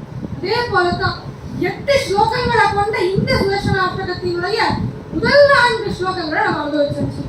அடுத்த 4 ஸ்லோகங்களுக்கான அர்த்தத்தை இப்போது நாம் அனுபவிக்கிறோம்.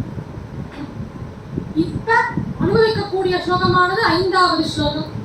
தனுஜ விஸ்தார கர்த்தனா ஜனி தமிஸ்ரா விகர்த்தனா தனுஜ வித்யானி வர்த்தனா வதத வித்யானி வர்த்தனா அமரதுஷ்ட ஸ்வவிக்ரமா சமரதுஷ்ட பிரமிக்ரமா. ஜெய ஜெய ஸ்ரீ சுதர்சனா, ஜெய ஜெய ஸ்ரீ சுதர்சனா. இந்த ஸ்லோகம் ரொம்ப அழகா வந்திருக்கு. இந்த ஸ்லோகத்தினுடைய பதபதார்த்தத்தை முதல்ல அனுபவிப்போம். தனுஜ விஸ்தார கர்த்தனா. தனுஜன்னு சொன்னாலே தைத்தியர்கள், தானவர்கள், அசுரர்கள். இந்த அசுரர்களினுடைய இவாளுடைய விஸ்தாரம்னு சொன்னாலே இவ எல்லாருமே ரீப்ரொடியூஸ் ஆகிட்டே இருக்கா, அவளுடைய வர்க்கத்தை பெருக்கின்றே இருக்கா. இப்படி இவ்வளவு ஹியூஜா இருக்கா அவளுடைய வர்க்கம். அந்த வர்க்கத்தை அழிக்கக்கூடியவர் அப்படிங்கிறதுனால தனுஜ விஸ்தார கர்த்தனா. இதத்தான் ஆழ்வாரும் ஒருவல் அசுரர் குலமெல்லாம் ரொம்ப அழகா சாதிக்கிறார். தனுஜ விஸ்தார கர்த்தனா என்று அசுரர்களினுடைய விஸ்தாரத்தை அழிக்கிறார். இதற்கு உதாரணமா நம்ம திரிபுர சம்ஹாரத்தை சொல்லலாம். இப்போ உங்களுக்கு சந்தேகம், திரிபுர சம்ஹாரம் பண்ணது சிவபெருமான் தான். இதுல சக்கரத்தாழ்வாரினுடைய ரோல் என்னதுன்னு பார்த்தோம்னா, சிவபெருமான் தான் திரிபுர சம்ஹாரம் பண்ணினார். ஆனா அவர் யூஸ் பண்ண அம்பினுடைய நுனியில சக்கரத்தாழ்வார் தான் இருந்ததுனால ஒட்டுமொத்தமா இந்த திரிபுர சம்ஹாரம் நடக்கிறதுக்கு சக்கரத்தாழ்வார் ஒரு காரணமா அமைஞ்சிருக்கார். தனுஜ விஸ்தார கர்த்தனா. ஜனி தமிஸ்ராரி கர்த்தனா. ஜனி அப்படின்னு சொன்னாலே இருட்டு. இந்த இருட்டை நீக்கக்கூடியவர் சக்கரத்தாழ்வார். பொதுவா நம்ம இருட்டுன்னு சொன்னோம்னா நம்மள சூழ்ந்து இருக்கக்கூடிய, நம்மளை சுற்றி இருக்கக்கூடிய இருட்டை நீக்கக்கூடியவர்னுங்கிற அர்த்தத்தை நம்ம பொதுவா வச்சுப்போம். ஆனா இருட்டுன்னு சொன்னா அந்த இருட்டு மட்டும் கிடையாது, நம்ம மனசுக்குள்ள ஒரு இருட்டு இருக்கு இல்லையா, அஜ்ஞானம்னு ஒரு இருட்டு இருக்கு இல்லையா, அந்த இருட்டை போக்கக்கூடியவர் சக்கரத்தாழ்வார். ஜனி தமிஸ்ரா விகர்த்தனா. இதற்கு உதாரணமா அர்ஜுனன் ஒரு சமயம் ஒரு அந்தனர் கிட்ட இந்த மாதிரி உங்களுடைய குழந்தைய நான் ரட்சணம் பண்ணி தரேன்னு வாக்கு கொடுத்துடுறேன். கொடுத்த வாக்க அர்ஜுனனால காப்பாற்ற முடியல. அந்த குழந்தை பிறந்த உடனே மாயமா மறைஞ்சிடுறது. அப்ப எப்ப அர்ஜுனனால அவன் கொடுத்த வாக்க காப்பாற்ற முடியலையோ அர்ஜுனன் அக்னி பிரவேசம் பண்ணலான்னு போறார். அப்ப கண்ணன் அர்ஜுனனை தடுத்து நிறுத்தி அர்ஜுனனை தன்னுடைய ரதத்துல ஏத்திட்டார். பொதுவாவே நம்ம கார்ல எவ்வளவு கியர் இருக்கு? First gear, second gear, third, fourth, fifth reverse gear இருக்கும். ஆனா கண்ணனினுடைய ரதத்துல மட்டும் எக்ஸ்ட்ராவா ஒரு கியர் இருக்கான். அந்த கியரை போட்டா Z axis minus Z axis இந்த டைரக்ஷன்ல மேலையும் கீழையும் நம்மளால போக முடியும். அந்த கியரை போட்டுட்டு கண்ணன் ஊஹு குஹா சுவஹா மகாஜாஹா தபஹா சத்தியம்னு லோகங்களை கடந்து மேல போற. அப்படி கடக்கும் போது ரொம்ப இருட்டா இருக்கு, கண்ணே தெரியல அர்ஜுனனுக்கு. அப்ப கிருஷ்ணன் சக்கரத்தாழ்வார பிரயோகம் பண்றார். அப்ப பிரயோகம் பண்ணும்போது சக்கரத்தாழ்வாரினுடைய கிரணங்கள் எப்பேற்பட்டதுன்னு பார்த்தோம்னா அந்த சக்கரத்தாழ்வாரினுடைய கிரணங்களுக்கு முன்னாடி சூரியனுடைய கிரணங்கள், சூரியனே பகலவனே பகை விளக்கு போல ஆயிட்டான். இதை புரியும்படி சொல்லணும்னு பார்த்தோம்னா பொதுவா நம்ம மத்தியானம் 12 மணிக்கு நம்ம டியூப் லைட் ஆன் பண்ணோம்னா சூரியனுடைய வெளிச்சம் அடிக்கிறது, டியூப் லைட் ஆன் பண்றோம். அப்ப அந்த டியூப் லைட்டினுடைய வெளிச்சமானது கம்மியா தெரியும் இல்லையா?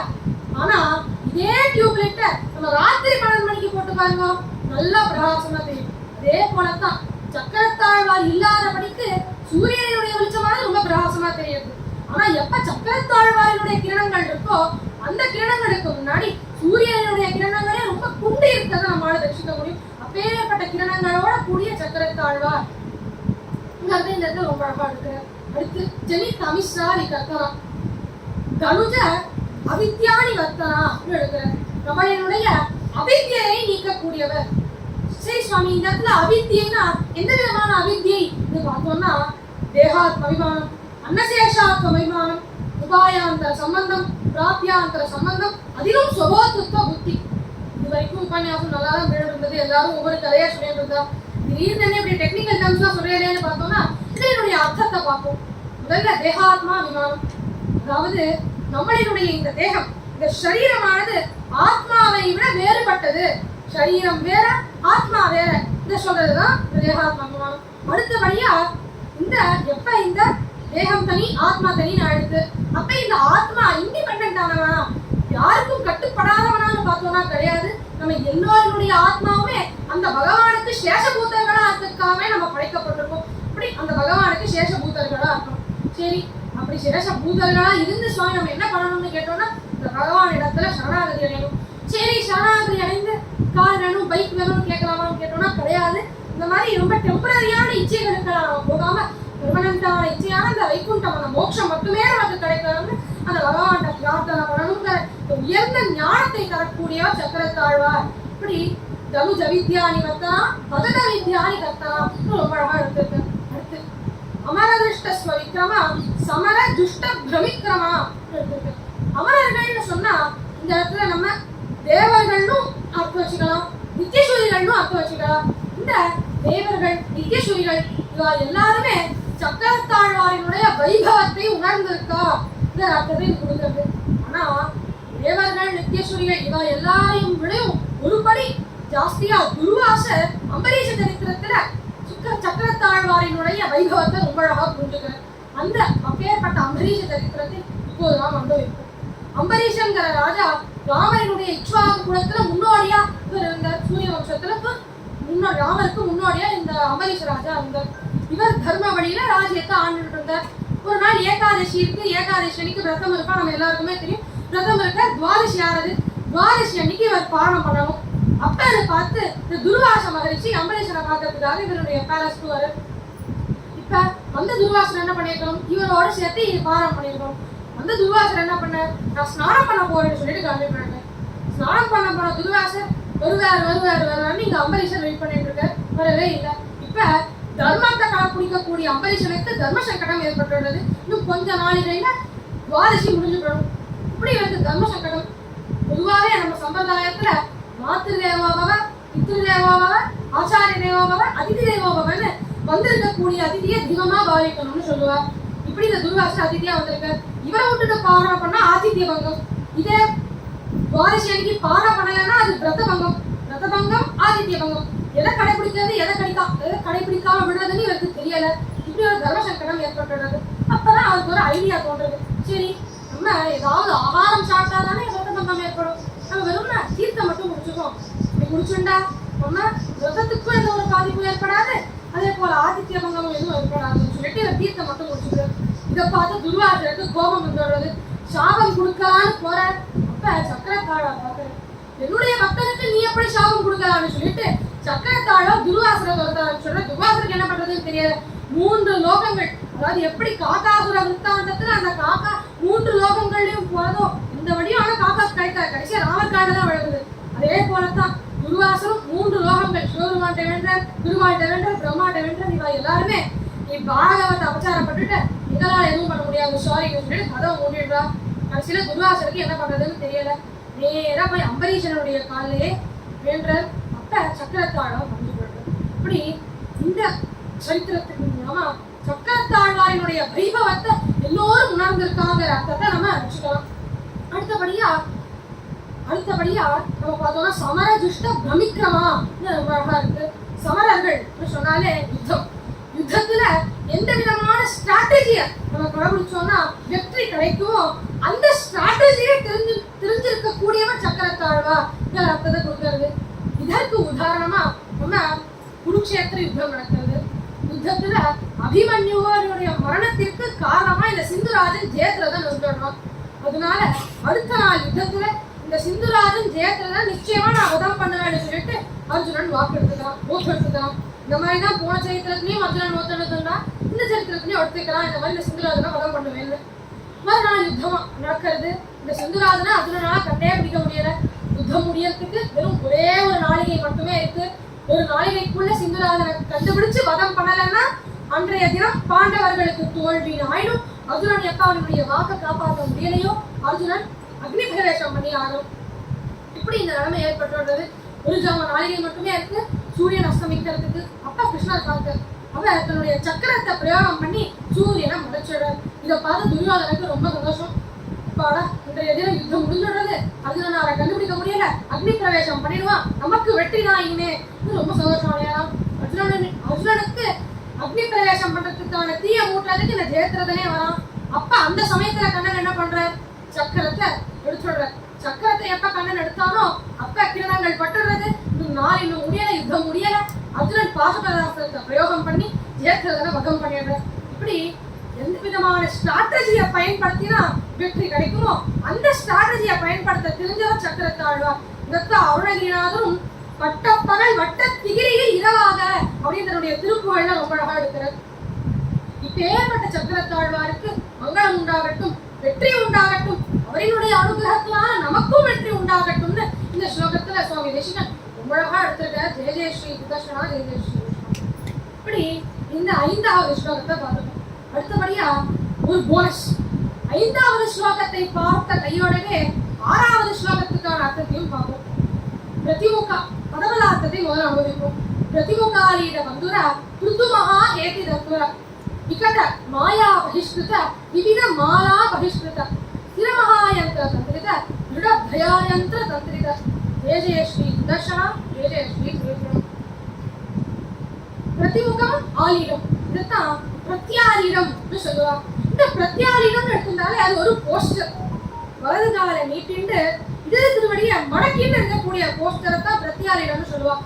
பொதுவாகவே இந்த ஒலிம்பிக்ஸ் இப்பதான் முடிந்தது. அந்த ஒலிம்பிக்ஸ்ல ரன்னிங் ரேஸ்ல ஓடுற எல்லாருமே ஒரு காலை மடக்கிட்டு ஒரு காலை நீட்டிட்டு இந்த பிரத்யாலீடம்ங்கிற போஸ்டர்ல தான் இருப்பாங்க. அது சரி சுவாமி, இவனே இந்த போஸ்டர்ல இருக்கான்னு பார்த்தோம்னா இந்த போஸ்டர்ல இருந்தாதான் அவளுக்கு வசதியா வேகமா ஓட முடியும். அது சரி, அவளுக்கு வேகமா ஓடுறதுக்கு அந்த போஸ்டர்ல அவன் இருக்கா. சக்கரத்தாழ்வாருக்கு அந்த போஸ்டர்ல இருக்கிறது பார்த்தோம்னா பக்தர்களுக்கு ஏதாவது ஒண்ணுன்னா சக்கரத்தாழ்வாரால காமிக்க முடியாதான். அதனால ஓடோடி வந்து அனுகிரகம் பண்றதுக்காகவே இந்த பிரத்யாலீடம்ங்கிற போஸ்டர்ல அமைஞ்சிருக்கார் சக்கரத்தாழ்வார். ஒரு காலை மடக்கிட்டு ஒரு காலை நீக்கிட்டு. இத நம்மால கிருஷ்ணாவதாரத்திலையும் பார்க்க முடியும். ஆண்டாள் கண்ணு குடிலாரித்தாய் கடல் போற்றி ரொம்ப அழகா எடுக்கிறார். 2 அசுரர்கள், ஒருவன் மத்சாசுரன், மற்றொருவன் கபித்தாசுரன். ஒருவன் கண்ணு வடிவில் வந்தார், இன்னொருவன் விளாம்படம் வடிவத்துல வந்தார். இப்ப கண்ணன் பாக்குற இந்த ஒரே கல்லுல 2 மாங்காங்கிற பழமொழிய கண்ணன் தான் ஆரம்பிச்சது போல. இப்படி 2 அசுரர்கள் வந்தாலா, கண்ணு வடிவில் ஒருத்தர், விளாம்பட வடிவத்துல ஒருத்தர். கண்ணு வடிவில் வந்த அசுரனா பேட் ஆட்ட வச்சுக்கிறேன், விளாம்படத்தை பாலாட்ட வச்சுட்டு பேட்டால பால அடிச்சுடுற. இந்த 2 அசுரர்களையும் ஒரே ஷாட்ல முடிச்சுடுற. இதைத்தான் அப்படி அவர் அடிக்கும் போது அவர் என்ன போஸ்டர்ல இருந்தாருன்னு பார்த்தோம்னா ஒரு காலை மடக்கிட்டு ஒரு காலை நீட்டிட்டு இதே பிரத்யாரிடங்கிற போஸ்டர்ல தான் கரணம் இருந்தார். இதைத்தான் பிரதிமுகம் ஆயிரம் பிரத்யாரிடம் பிரதிமுகாரீட பந்துரா. இப்படி சக்கரத்தாழ்வார் கேச பாசங்கள்லாம் ஜுவாலை போல காட்சி அடித்த தன்னுடைய பக்தர்களுக்கு அனுகிரகம் பண்றதுக்காக இந்த பிரத்யாரிடம்ங்கிற போஸ்டர் தான் அமைஞ்சிருக்கார். பிரதிமுகாரீட பந்துர பிருத்து மகாஹேதி நந்துரா. பிருத்துன்னு சொன்னாலே பல பல பற்பல ஆயுதங்களால் சூழப்பட்டவர் இந்த சக்கரத்தாழ்வார். சுவாமி வேதாந்த தேசிகனே ஷோடசாயுத ஸ்தோத்திரத்துல பெருமாளுடைய 16 ஆயுதங்களை பத்தி ரொம்ப உயர்வா சொல்லியிருக்காரு. இப்ப நம்ம எல்லோருக்குமே ஒரு சந்தேகம் வரும், ஏன் சுவாமி ஒரு 16 ஆயுதங்கள்லாம் வச்சுருக்காரு, ஒரே ஒரு ஆயுதம் சக்கரத்தாழ்வார் போதாதா? இல்ல எந்த ஆயுதமுமே வேண்டாம், அவருக்கு வில் பவர் இருக்கு, அவர் நினைச்ச மாத்திரம் சங்கல்ப சக்தியினால அவர் எதை வேணாலும் சாதிப்பார். அப்படி இருக்கும்போது எதற்கு இத்தனை ஆயுதங்கள், இதெல்லாம் எதற்காக பார்த்தோம்னா பொதுவா இப்ப நவராத்திரி ஓடிட்டு இருக்கு. நம்ம நவராத்திரியில ஒவ்வொரு நாளுக்கு நம்ம ஒவ்வொரு விதமான சுண்டல் சாப்பிடுறோம். அதையும் இவ்வளவு சுண்டல் சாப்பிடுறோம், ஒரே ஒரு சுண்டல் ஒரே ஒரு ஸ்டாண்டர்ட் சுண்டல் எடுத்து சாப்பிடலாம் இல்லையா? நவராத்திரியில 9 நாள் ஒவ்வொரு விதமான சுண்டல் நம்ம சாப்பிடுறோம். ஏன்? அந்த 9 விதமான சுண்டல் இருக்கக்கூடிய நியூட்ரியன்ஸும் நமக்கு கிடைக்கணுங்கிறதுக்காகத்தான் 9 விதமான சுண்டலை சாப்பிடுறோம். அதே போலத்தான் பகவானும் அத்தனை பேர் இருக்கா, அவ எல்லோருக்கும் அனுகிரகம் பண்ணணும் இல்லையா? அதற்காகத்தான் 16 ஆயுதங்கள், இத்தனை ஆயுதங்கள் வச்சுட்டு பக்தர்களுக்கு அனுகிரகம் பண்றதுக்காக இத்தனை ஆயுதங்களோட காட்சி வைக்கிற ருத்து மகாஹேதி நந்துரா. இவ்வளவு ஆயுதங்கள் இருந்தாலும் நம்ம எல்லாருமே சக்கரத்தாழ்வாரத்தான் ஆயுதகா ஆயுதேஸ்வரக, எல்லா ஆயுதங்கள்லயும் சிறந்த ஆயுதம் நம்ம சக்கரத்தாழ்வாரத்தான் சொல்லுவோம். பெருமாளினுடைய எல்லா அவதாரத்திலையுமே சக்கரத்தாழ்வாரினுடைய இம்பார்ட்டன்ஸை நம்ம எல்லாரையும் ரொம்ப ஈஸியா உணர முடியும். மத்ஸ்யாவதாரத்தை ஆரம்பிச்சு எல்லா அவதாரத்திலையும், கூர்மாவதாரத்துல அந்த கூர்மம் டாட்டாய்ஸினுடைய ஷெல்லுல சக்கரத்தாழ்வார் இருந்தார், விசுமாவதாரத்துல நகங்கள்ல இருந்தார், ராமாவதாரத்துல ஒவ்வொரு பானத்துல இருந்தார், அபித் சுவாமி சொன்ன மாதிரி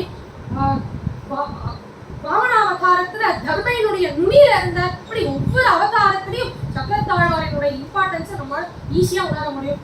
இப்படி கிருத்து மகாஹேதி நந்துர இக்கட்ட மாயா பகிஷ்கிருத, நம்மள சூழ்ந்து இருக்கக்கூடிய மாயை நீக்கிடுவார். இந்த இடத்துல மாயைன்னு சொன்னோம்னா அசுரர் மாயை ராட்சச மாயைன்னு நம்ம எடுத்துக்க கூடாது. மாயைன்னு சொன்னாலே அது நம்மளோட அஞ்ஞானம் தான். பொதுவா நமக்கு ஏதாவது தப்பா நடந்துடுத்துனா நம்ம என்ன பண்ணுவோம், முதல்ல ஜாதகத்தை எடுத்துட்டு ஜோசியத்தை போவோம். ஆனா அதுதான் நம்ம பண்ணக்கூடிய தவறே. முதல்ல திருமால் மேல நம்ம நம்பிக்கை வைக்கணும். நம்பிக்கை இருந்தாலே சக்கரத்தாழ்வாரினுடைய அனுகிரகம் நமக்கு கிடைச்சிடும். அது சரி, நம்பிக்கை வச்சா மோட்சம் கிடைக்குமான்னு பார்த்தோம்னா கிடையாது. நம்ம பகவான் இடத்துல சரணாகதி அடையணும். சரணாகதி தவிர வேற எந்த மார்க்கமும் இல்லை பகவான் அடையறதுக்கு. சரணாகதி அடைஞ்சா மோட்சம் நிச்சயமா கிடைக்கும். ஏன்னா நம்ம சம்பிரதாயமே சங்கிலி வழியே வந்த சம்பிரதாயம் தான். இதற்கு உதாரணமா நம்ம ஒரு கேஸ் எடுத்துக்கோம். இப்ப நம்ம டிராபிக்ல மாட்டிக்கிறோம். நான் 125வது வெஹிக்கல்ல இருக்கேன், நான் டிராபிக்ல மாட்டிக்கிறேன். ரெட் சிக்னல் போட்டிருக்கா. அப்ப முதல்ல இருக்கக்கூடிய வாகனம் இருக்கு, அந்த வாகனத்துக்கு முன்னாடி தான் கிரீன் லைட் போடுறோம். அந்த கிரீன் லைட்டை பார்த்த உடனே அந்த முதல் வாகனம் போறது. ஆனா நான் 125வது வாகனத்துல இருக்கேன், எனக்கு அங்க இருந்த கிரீன் லைட் தெரியுமா? தெரியாது. ஆனா அந்த கிரீன் லைட்டை பார்த்து முதல் வாகனம் மூவ் ஆகுது, அதை பார்த்து 2வது வெஹிக்கல் மூவ் ஆகுது, அதை பார்த்து 3வது வெஹிக்கல் 4வது வெஹிக்கல். எனக்கு எப்ப 124வது வெஹிக்கல் மூவ் ஆகுதோ அப்ப 125வது வெஹிக்கலா நானும் மூவ் ஆவேன். அதே போலத்தான் நம்ம சம்பிரதாயமும் ஒர்க்காது. எப்படின்னா நான் இப்ப பெருமாள் கிட்ட சரணாகதி அடைஞ்சிட்டேன். இப்ப பெருமாள் கிட்ட சரணாகதி அடைஞ்ச கியூல நம்ம வெயிட் பண்ணிட்டு இருக்கோம். கன்ஃபார்மா பகவான் நம்மளால அடைய முடியும். ஆனா அந்த கியூல வெயிட் பண்ணிட்டு இருக்கோம். நிச்சயமா ஒரு நாள் இந்த பகவானை நமக்கு அடைய முடியும். இதே சந்தேகம் தான் ராமானுஜனுடைய காலட்சேபத்துல பிள்ளைவரங்காவலி தாசருக்கு வந்தது. அப்ப ராமானுஜனுடைய காலட்சேபம் நடந்துருக்கு. அன்னைக்கு என்ன டாபிக்னு பார்த்தோம்னா விபீஷண சரணாகதி. அப்ப என்ன கட்டம் விபீஷண சரணாகதியில என்ன கட்டம்னு பார்த்தோம்னா, ஹனுமான தவிர்த்து மற்ற மாநிலங்கள் எல்லாருமே இந்த விபீஷணனை அங்கீகாரம் பண்ணிக்க கூடாது அப்படின்னு சொல்றான். இதை கேட்ட இந்த பிள்ளைவரங்காவலி தாசருக்கு ரொம்ப டிப்ரெஸ் ஆயிடுச்சு. இந்த மாதிரி பேர்பட்ட அந்த விபீஷணனையே அங்கீகாரம் பண்ணிக்கல. அப்படி இருக்கும்போது நம்மளை எப்படி அந்த பகவான் எடுத்துப்பாருன்னு சொல்லிட்டு நட்டனு காலட்சேபத்திலேயே அவர் எழுந்து கிளம்பிடுறார்.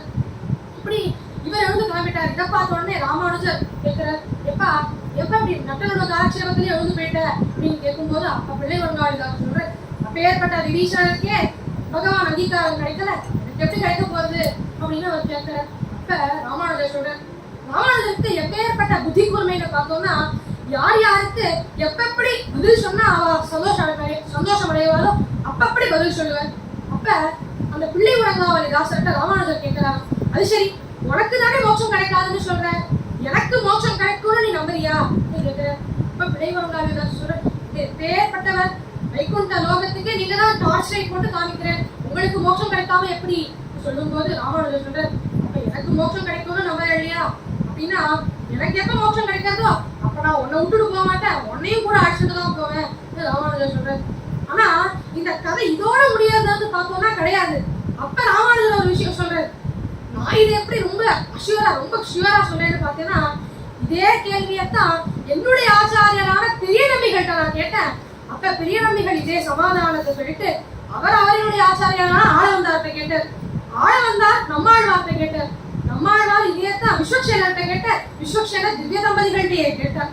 இப்ப எப்ப திவ்ய தம்பதிகள் விஸ்வக்சேனருக்கு கொடுத்துட்டாலோ விஸ்வக்சேனர்கிட்ட இருந்து நம்மாழ்வாருக்கு கிடைச்சிரும், நம்மாழ்வார்கிட்ட இருந்து ஆளவந்தாருக்கு கிடைச்சிரும், ஆளவந்தார்கிட்ட இருந்து பெரிய நம்பிகளுக்கு கிடைச்சிரும். எப்ப பெரிய நம்பிகளுக்கு கிடைச்சிருக்கோ எனக்கு மோட்சம் கிடைச்சிரும், எனக்கு எப்ப மோட்சம் கிடைக்காதோ அப்ப நான் ஒண்ணு விட்டு போக மாட்டேன்னு சொல்லிட்டு இந்த கார் எக்ஸாம்பிளையும் இந்த எக்ஸாம்பிளையும் நீங்க ரிலேட் பண்ணி பாருங்க. நம்மளுடைய சம்பிரதாயம் சம்பிரதாயம் நிச்சயமா நம்ம எல்லாருக்கும் மோட்சம் கிடைக்கும். இப்படி இந்த ஒரே ஒரு வார்த்தைக்கு இவ்வளவு நேரம் ஆயிடுது. இப்படி நம்மளுடைய வெவ்வேறு விதமான மாயைகளை போகுகிற விவித மாலா பகிஷ்கிருத வெவ்வேறு விதமான மாலைகளால் இந்த சக்கரத்தாழ்வார் அலங்கரிக்கப்பட்டிருக்கு. இங்கே பாருங்க, பெருமாளுக்கு பேர் விதவிதமான மாலைகளால அலங்கரிக்கப்பட்டிருக்கு. அதே போலத்தான் சக்கரத்தாழ்வாரும் வெவ்வேறு விதமான மாலை. இந்த மாலைன்னு சொன்னா வெறும் நம்ம புஷ்பத்தாலான மாலை இந்த அர்த்தத்தை மட்டும் வச்சுக்க கூடாது. கொஞ்சம் எக்ஸ்ட்ராடினரியா பிரகிருதி, மகான், அகங்காரம், புருஷம், காலம் இந்த 5 விதமான தத்துவங்களாலையும் சக்கரத்தாழ்வார் அலங்கரிக்கப்பட்டிருக்க. தத்துவம்னு சொன்னாலே 24 அச்சேதன தத்துவங்கள். 25வது தத்துவமானது சேத்தனம் ஜீவாத்மா, 26வது தத்துவம் பரமாத்மா.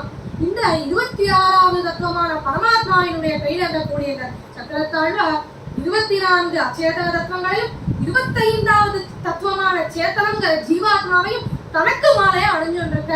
இதான் விவித மாலா பரிஷ்கிருத எடுத்திருக்க. ஸ்திர மகாயந்திர தந்திரித, திருட தயாயந்திர தந்திரித, ஸ்திர மகாயந்திர தந்திரித. இந்த சக்கரத்தாழ்வாருக்கு என்று ஒரு அற்புதமான யந்திரம் அமைஞ்சிருக்கு. அந்த யந்திரத்துல பார்த்தோம்னா 6 கோணங்கள், 6 தாமரைகள், 12 மாதங்கள், 12 ராசி சக்கரங்கள்லாம் ரொம்ப அழகா அமைஞ்சிருக்கும். அந்த யந்திரத்தை நம்ம மனசுல வச்சுட்டு அவரினுடைய மந்திரத்தை நம்ம ஜபிச்சோம்னா சக்கரத்தாழ்வாரினுடைய அருள் நமக்கு கிடைக்கும். சுவாமி, யந்திரத்தெல்லாம் நம்மளால எப்படி நினைச்சுக்க முடியும் அப்படின்னு நீங்க கேட்டேன்னா, அதற்கு பதிலா சுவாமி தேசிகனே அடுத்த வரியில் எடுக்கிற தயாயந்திர தந்திரிக்க. அந்த யந்திரத்தை நினைச்சுக்க முடியலையா, பரவாயில்ல, பகவானினுடைய தயை நினைச்சுக்கோ, அந்த தயைக்கு நீ பாத்திரம் ஆயிக்கோ. இந்த தயை எப்பேற்பட்டது, அந்த தயைக்கு தானே சுவாமி தேசிகனே தயா சதகம்னு பண்ணியிருக்கார். அந்த தயைக்கு எல்லையே இல்லை. அந்த தயைக்கு நம்ம பாத்திரங்கள் ஆனாலே போதும், பகவானினுடைய அனுகிரகமான நமக்கு நிச்சயமா கிடைக்கும். இப்ப ஏற்பட்ட இந்த சக்கரத்தாழ்வாருக்கு மங்களம் உண்டாகட்டும், இவரின் மூலமா நம்ம எல்லோருக்கும் வெற்றி உண்டாகட்டும் சொல்லி ஜெய ஜெய ஸ்ரீ சுதர்ஷனா, ஜெய ஜெய ஸ்ரீ சுதர்ஷனான்னு இந்த ஸ்லோகம் மங்களமா முடிஞ்சிருக்கு.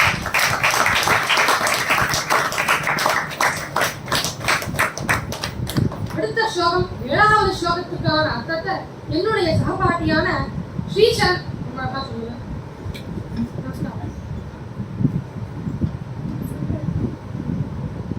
சிவபதியான பகவானுடைய பரமானுகிரக விசேஷத்தினால் நம்ம ரொம்ப அழகா சுதர்சனாஷ்டகத்தை சேவிச்சு வரோம். அதுல 7வது ஸ்லோகத்துல சுவாமி தேசிகன் என்ன சொல்ற அப்படின்னா, மகித சம்பத் சதக்ஷர விஹித சம்பத் ஷடக்ஷர ஷடர சக்கர பிரதிஷ்டித சகல தத்துவ பிரதிஷ்டித விவித சங்கல்ப கல்பக விபுத சங்கல்ப கல்பக ஜெய ஜெய ஸ்ரீ சுதர்சன ஜெய ஜெய ஸ்ரீ சுதர்சன அப்படின்னு சாதிக்கிறார். இந்த ஸ்லோகமே நம்ம பார்த்தோம்னா மந்திர ரூபமான ஸ்லோகம். அடியனுடைய சகபாட்டி சர்வே சொன்னது யந்திர ரூபமான ஸ்லோகம். அதே அடியன் சொல்றது மந்திர ரூபமான ஸ்லோகம். இது சுதர்சன மந்திரத்தை குறிக்கிறது. இப்போ பொதுவா பல பேர் அதுல சுதர்சன ஹோமம் பண்ணிருப்பேன். அதுல பார்த்தா கிருஷ்ணாய கோவிந்தாயன்னு கிருஷ்ணர் சொல்றோம், மிருத்யோர் மோச்சய மோச்சயன்னு நரசிம்மர் சொல்றோம், சஹஸ்ராரம் அப்படின்னு சுதர்சன ஆழ்வார் சொல்றோம். இவா 3 பேருமே சுதர்சன மந்திரத்துக்குள்ள அடக்கம். ஏன்னா 3 பேருமே கூப்பிட்ட குரலுக்கு ஓடி வருவா. அப்ப இந்த சுதர்சன மந்திரத்துக்கான பெருமை இதுல இருந்தே தெரியறதா? இந்த மந்திரத்தை பத்தி தான் சுவாமி தேசிகர் இந்த 7வது ஸ்லோகத்துல தொடங்குறார். முதல் வரி மகித சம்பத் சதக்ஷர நல்ல அக்ஷரங்கள் உடைய மந்திரத்தை பிரதிஷ்டை சுதர்ஷனாழ்வார் எதை கொடுக்கிறார்? மகித சம்பத்து, நல்ல ஞானம் நமக்கு கொடுக்கிறார். சரி, எங்க கொடுத்தார் அப்படின்னா திருமங்கையாழ்வாரே தன் பாசுரத்துல சாதிக்கிறார். பாழியான் ஆழியான் அருளே நன்று நான் உய்ய நான் கண்டு கொண்டே நாராயணா என்னும் நாமம். மங்கை மன்னனா உலகியல் வாழ்க்கையில ஈடுபட்டிருந்த என்ன எனக்கு ஞானத்தை கொடுத்து நாராயண நாமத்துல ஈடுபட வைத்தவர் சுதர்சனர் அப்படின்னா அந்த ஞானத்தை கொடுக்கிறா. நமக்கு இதுல தெரியறதா? அதுதான் ஒரு அர்த்தம், மகித சம்பத் சதக்ஷர. அடுத்து இன்னொரு அர்த்தம் பார்த்தோம்னா அக்ஷரம்னா அழியாது இருப்பது, க்ஷரம்னா அழியக்கூடியது. அழியக்கூடியது எது? லீலா விபூதியான நம்பாளும் இந்த உலகு. அழியாமல் இருப்பது எது? நித்திய விபூதியான மோட்சம். அந்த மோட்சத்தை கொடுக்க வல்லவர் சக்கரத்தாழ்வார். யாருக்கு? மகித சம்பத் சதர்களுக்கு, நல்ல ஞானத்தை படைத்த சதர்கள். சதர்கள்னா யார் பெருமாளை புரிந்துண்டாலோ அவர்கள் சதர்கள். அதுவும் ஞானம் படைத்த சதர்கள். இந்த ஞானத்தை யார் கொடுக்கிறா? சுதர்ஷனாழ்வாரை எப்படி திருமங்கையாழ்வார் கொடுத்தாரோ அதே போல நமக்கும் அளிக்கிறார். அப்படி அளித்து மோட்சத்தையும் நமக்கு கொடுக்கிறார். எப்படி, எந்த சரித்திரத்து மூலியமா தெரிஞ்சுக்கலாம்னா, இப்போ கிருஷ்ணருக்கு நாவல் பழம் சாப்பிடணும்னு ஆசை. எப்படி இங்க இருக்க பல பேருக்கு கிரேப்ஸ், மாம்பழம் அதெல்லாம் சாப்பிடுறது ஆசையோ அது போல அவருக்கும் நாவல் பழம் சாப்பிடணும்னு ஆசை. அதனால பழக்காரி நாவல் பழம்னு கோவில் வரைச்சு அந்த காலத்துல பார்ட்டர் சிஸ்டம் இல்லையா, அதனால நெல்லை கொடுத்துட்டு நாவல் பழத்தை வாங்கிக்கணும். அப்ப கிருஷ்ணர் கை முழுக்க நெல் எடுத்துன்னு போய் பழக்காரி கிட்ட கொடுத்து நாவல் பழத்தை வாங்கிக்கணும்னு நினைச்சார். கை முழுக்க நெல் எடுத்துட்டார். தளர்நடை நடவாதோன்னு தத்தி நடந்துன்னு போறச்ச கை முழுக்க நெல்லெல்லாம் கொட்டி தப்பி தவறி ஒட்டிட்டு தான். அப்போ அதை எடுத்துன்னு போய் அந்த நாவல் பழக்காரி கிட்ட கொடுத்த உடனே அவ சந்தோஷமா அந்த 2 நெல்லை எடுத்துட்டு கை முழுக்க நாவல் பழத்தை கொடுத்துட்டாலாம். கிருஷ்ணர் கேட்டாரா, ஏமா உனக்கு நெல்லெல்லாம் வேண்டாமா? அப்போ அந்த பழக்காரி சொன்னாலா, எனக்கு நெல் வேண்டாம், அல்பமான வஸ்துல எனக்கு வேண்டாம், மோட்சத்தை கொடு. அப்ப கிருஷ்ணரே திக்கு முக்காடி போயிடுறாரு. நான் தான் மோட்சத்தை கொடுப்பேன்னு உனக்கு எப்படி தெரியும்னு கேட்க அதற்கான பதில தேசிகர் யாதவாபிதயத்துல இந்த கன்னியை சொல்றது போல இருக்கிற சுஜாத ரேகாத்மக சங்க சக்கரம் தாம்ரோதரம் தஸ்ய கராரவிந்தம் விலோகயந்தியாக பலவிக்கிற கன்யா. அந்த பலவிக்கக்கூடிய கன்யை என்ன சொன்னா அப்படின்னா, கிருஷ்ணா உன் தாமரை கைகள் இருக்கே அது எவ்வளவு அழகா இருக்கு, அதுல அந்த சங்க சக்கர ரேகைகள் இருக்கே, யார்கிட்ட சங்க சக்கர ரேகைகள் இருக்கோ அவாதான் மோட்சத்தை கொடுப்பான்னு எங்க ஊர்ல இருக்க ஒரு உபன்யாசகர் சொல்லியிருக்கார். அதை பார்த்து நீ மோட்சத்தை கொடுப்பேன் நான் தெரிஞ்சுட்டேன், நீ எனக்கு மோட்சத்தை கொடு என்று கேட்டாள். அப்படின்னா அந்த பழக்காரிக்கு கிருஷ்ணர் மோட்சத்தை கொடுப்பார்னு காட்டி கொடுத்ததும் சக்கரம், பெற்று கொடுத்ததும் சக்கரம். இதுதான் மகித சம்பத் சதக்ஷர. அடுத்து விகித சம்பத் ஷடக்ஷர. 6 அக்ஷரங்களுடைய மந்திரத்துல பிரதிஷ்டையா இருக்க சுதர்ஷனாழ்வார் விகித சம்பத்து சகல விதமான சம்பத்தையும் கொடுக்கிறார். நமக்கு கொடுக்கறது இருக்கட்டும், பெருமாளுக்கே அவர் தான் சம்பத்தை கொடுத்தாராம். எப்படி தெரியுமோ, திருநறையூர்ல மேதாவி முனிவர் சக்கரத்தை பிரதிஷ்டை பண்ணி பூஜை பண்ணதுனால மகாலட்சுமியே மகளாக பிறந்தா. இதை விட பெரிய செல்வம் என்ன வேண்டும்? அந்த மகள் வஞ்சுள மரத்துக்கு கீழே அவதரித்ததால வஞ்சுளவள்ளி என்று திருநாமம். அவளை பெருமாள் திருமணம் பண்ணிக்கணும் அப்படின்னு அந்தனர் வேஷத்துல அவள் கையை பிடித்து இழுக்க மேதாவி முனிவருக்கு கோபம் சாபம் கொடுக்கணும் அப்படின்னு வச்ச அந்த அந்தணன் ஸ்மார்ட்டா விஸ்வசேனர் கிட்ட இருந்து சங்க சக்கரத்தை எடுத்து வச்சுட்டு அந்த அந்தணனுக்கு காட்சி கொடுத்தார். அப்போ அந்த மேதாவி முனிவருக்கு காட்சி கொடுத்தார்.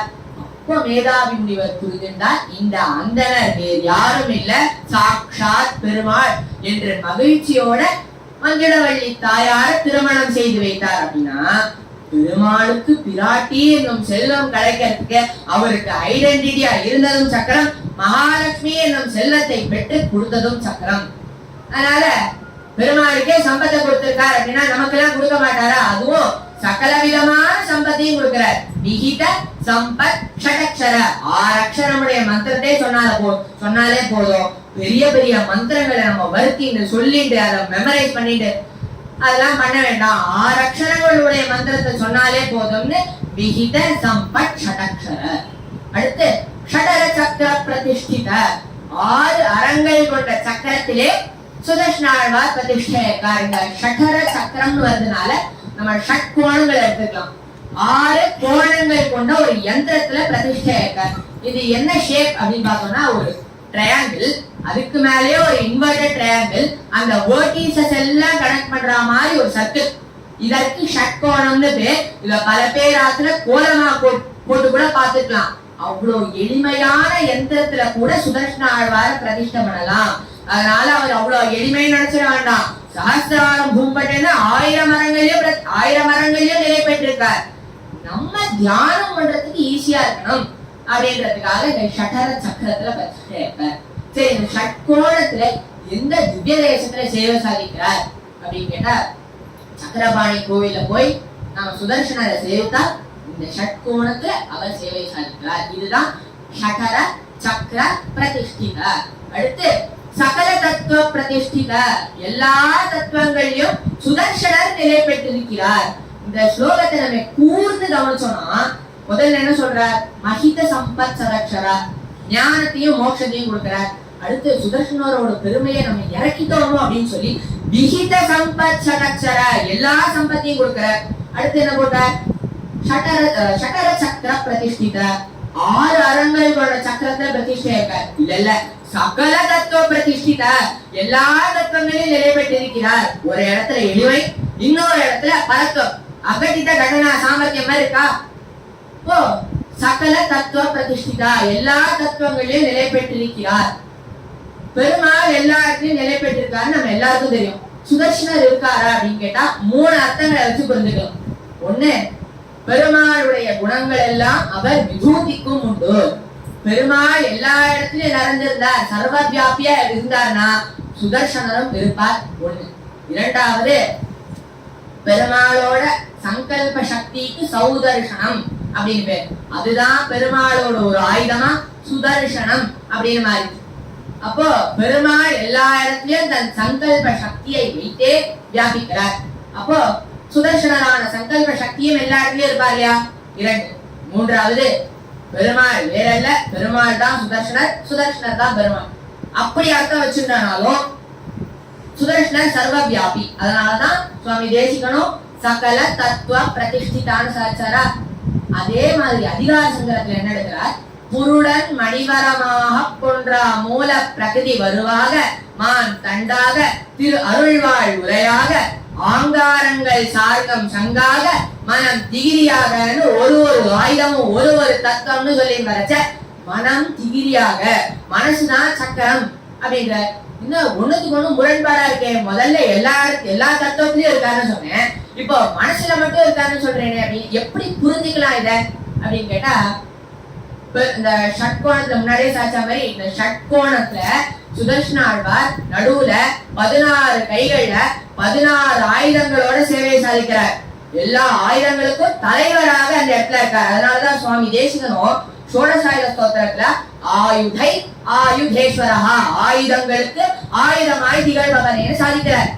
அப்போ எல்லா ஆயுதமும் சுதர்ஷன ஆழ்வாருக்குள்ள அடக்கம். இந்த இடத்துல என்ன சொல்றார்? ஒரு ஆயுதமும் ஒரு தத்துவம்னு சொல்றாரா? அப்ப இதே என்ன தெரியாது? 2 ஈக்குவேஷனையும் ஈக்குவேட் பண்ணா எல்லா தத்துவத்திலையும் சுதர்ஷனர் நிலை பெற்றிருக்கிறான்னு தெரியாதா? அதுதான் சகல தத்துவ பிரதிஷ்டிதா. அதே அந்த போட்டோல பார்த்தோம்னா கூட குருக்ஷேத்திர பூமியில கூட பீஷ்மர பெருமாள் வதம் பண்ணணும்னு தேசக்கிறதா எடுத்தார். அதை சுழற்றும் போது என்னாச்சு? அது சுதர்சனமா மாறிட்டு. அப்ப அதுல இருந்தே நமக்கு தெரியாது சகல தத்துவ பிரதிஷ்டிதா. அடுத்து விவித சங்கல்ப கல்பகா விபுத சங்கல்ப கல்பகா. இந்த ஒரு லைன்ல நோட் பண்ணோம்னா ஒரே அக்ஷரம் தான் மாறி இருக்கு. விவித விபுத டோட்டல் அர்த்தமே மாறி இருக்கு. விவித சங்கல்ப கல்பகா, பலவிதமான சங்கல்பங்களை ஏற்றுக்கொண்டு முடிக்கிறார். என்ன சங்கல்பம்? நாம் போல பக்தர்கள் செய்யும் பிரார்த்தனைகளை சங்கல்பமாக ஏற்று முடிக்கிறார். எப்படின்னா முன்னாடியே அம்பரீஷ சரித்திரத்தை சாச்சா மாதிரி துர்வாசர் அம்பரீஷன் கிட்ட அபச்சாரப்பட எத்திசையும் உழன்றோடி இழைத்து விழும் காலம் போல திருப்பி அம்பரீஷன் கிட்ட சரணாகதி பண்ண அம்பரீஷன் அந்த சக்கரத்தாழ்வார் கிட்ட பிரார்த்தனை பண்றார், இவர் எனக்கு அதித்தியா வந்திருக்கார், இவர் என்ன விட்டுடுங்கோ அப்படின்ன உடனே சக்கரம் துர்வாசனை ஒண்ணும் பண்ணல. அப்படின்னா நம் போன்ற பக்தர்கள் பிரார்த்தனை பண்ணா அதை சங்கல்பமாக ஏற்றிருந்து உடனே முடிப்பார். அது விவித சங்கல்ப கல்பகா, அடுத்து விபுத சங்கல்ப கல்பகா. இதுக்கு ரெண்டு அர்த்தங்கள் உண்டு. விபுத அப்படின்னா ஞானிகள்னு ஒரு அர்த்தம், தேவர்கள் அப்படின்னு ஒரு அர்த்தம் உண்டு. விபுத சங்கல்ப கல்பகா, தேவர்கள் மற்றும் ஞானிகள் செய்யக்கூடிய பிரார்த்தனைகளை அவர் சங்கல்பமாக ஏற்றிருந்து கற்பக விருட்சம் போல இருந்து முடிக்கிறார். இந்த கற்பக விருட்சம்ன்றது தேவர்களுக்கு மட்டும் அடங்கியது கிடையாது, எல்லாருக்கும் இந்த கற்பக விருட்சமாக இருந்து சுதர்சனர் அருள் புரிவார். நாம் செய்யும் பிரார்த்தனைகளை சங்கல்பமாக ஏற்று முடிப்பார். சரி, தேவர்கள் என்ன பிரார்த்தனை பண்ணா அப்படின்னா, ராவணனால அவளுக்கு ரொம்ப தொல்லை. ஏன்னா அவளுக்கு எப்பதான் தொல்லை வருதோ அப்பதான் பெருமாளோட ஞாபகம் வரும்.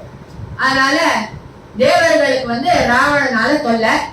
அப்ப பெருமாளை நினைக்கிறார், நீர்தான் எம்மை ரட்சிக்கணும். ரட்சிஷதி விஸ்வாசா துவை ரக்ஷதி ரக்ஷகை கிமன்யைஹி துவைச்சா ரக்ஷதி ரக்ஷகை கிமன்யைஹி, நீர்தான் எம்மை ரட்சிக்கணும் அப்படின்னு பிரார்த்தனை பண்றச்ச பெருமாள் சங்கச்சக்கரத்தோடு அங்கு எழுந்தருளினார் தேவர்களுக்கு முன்னாடி.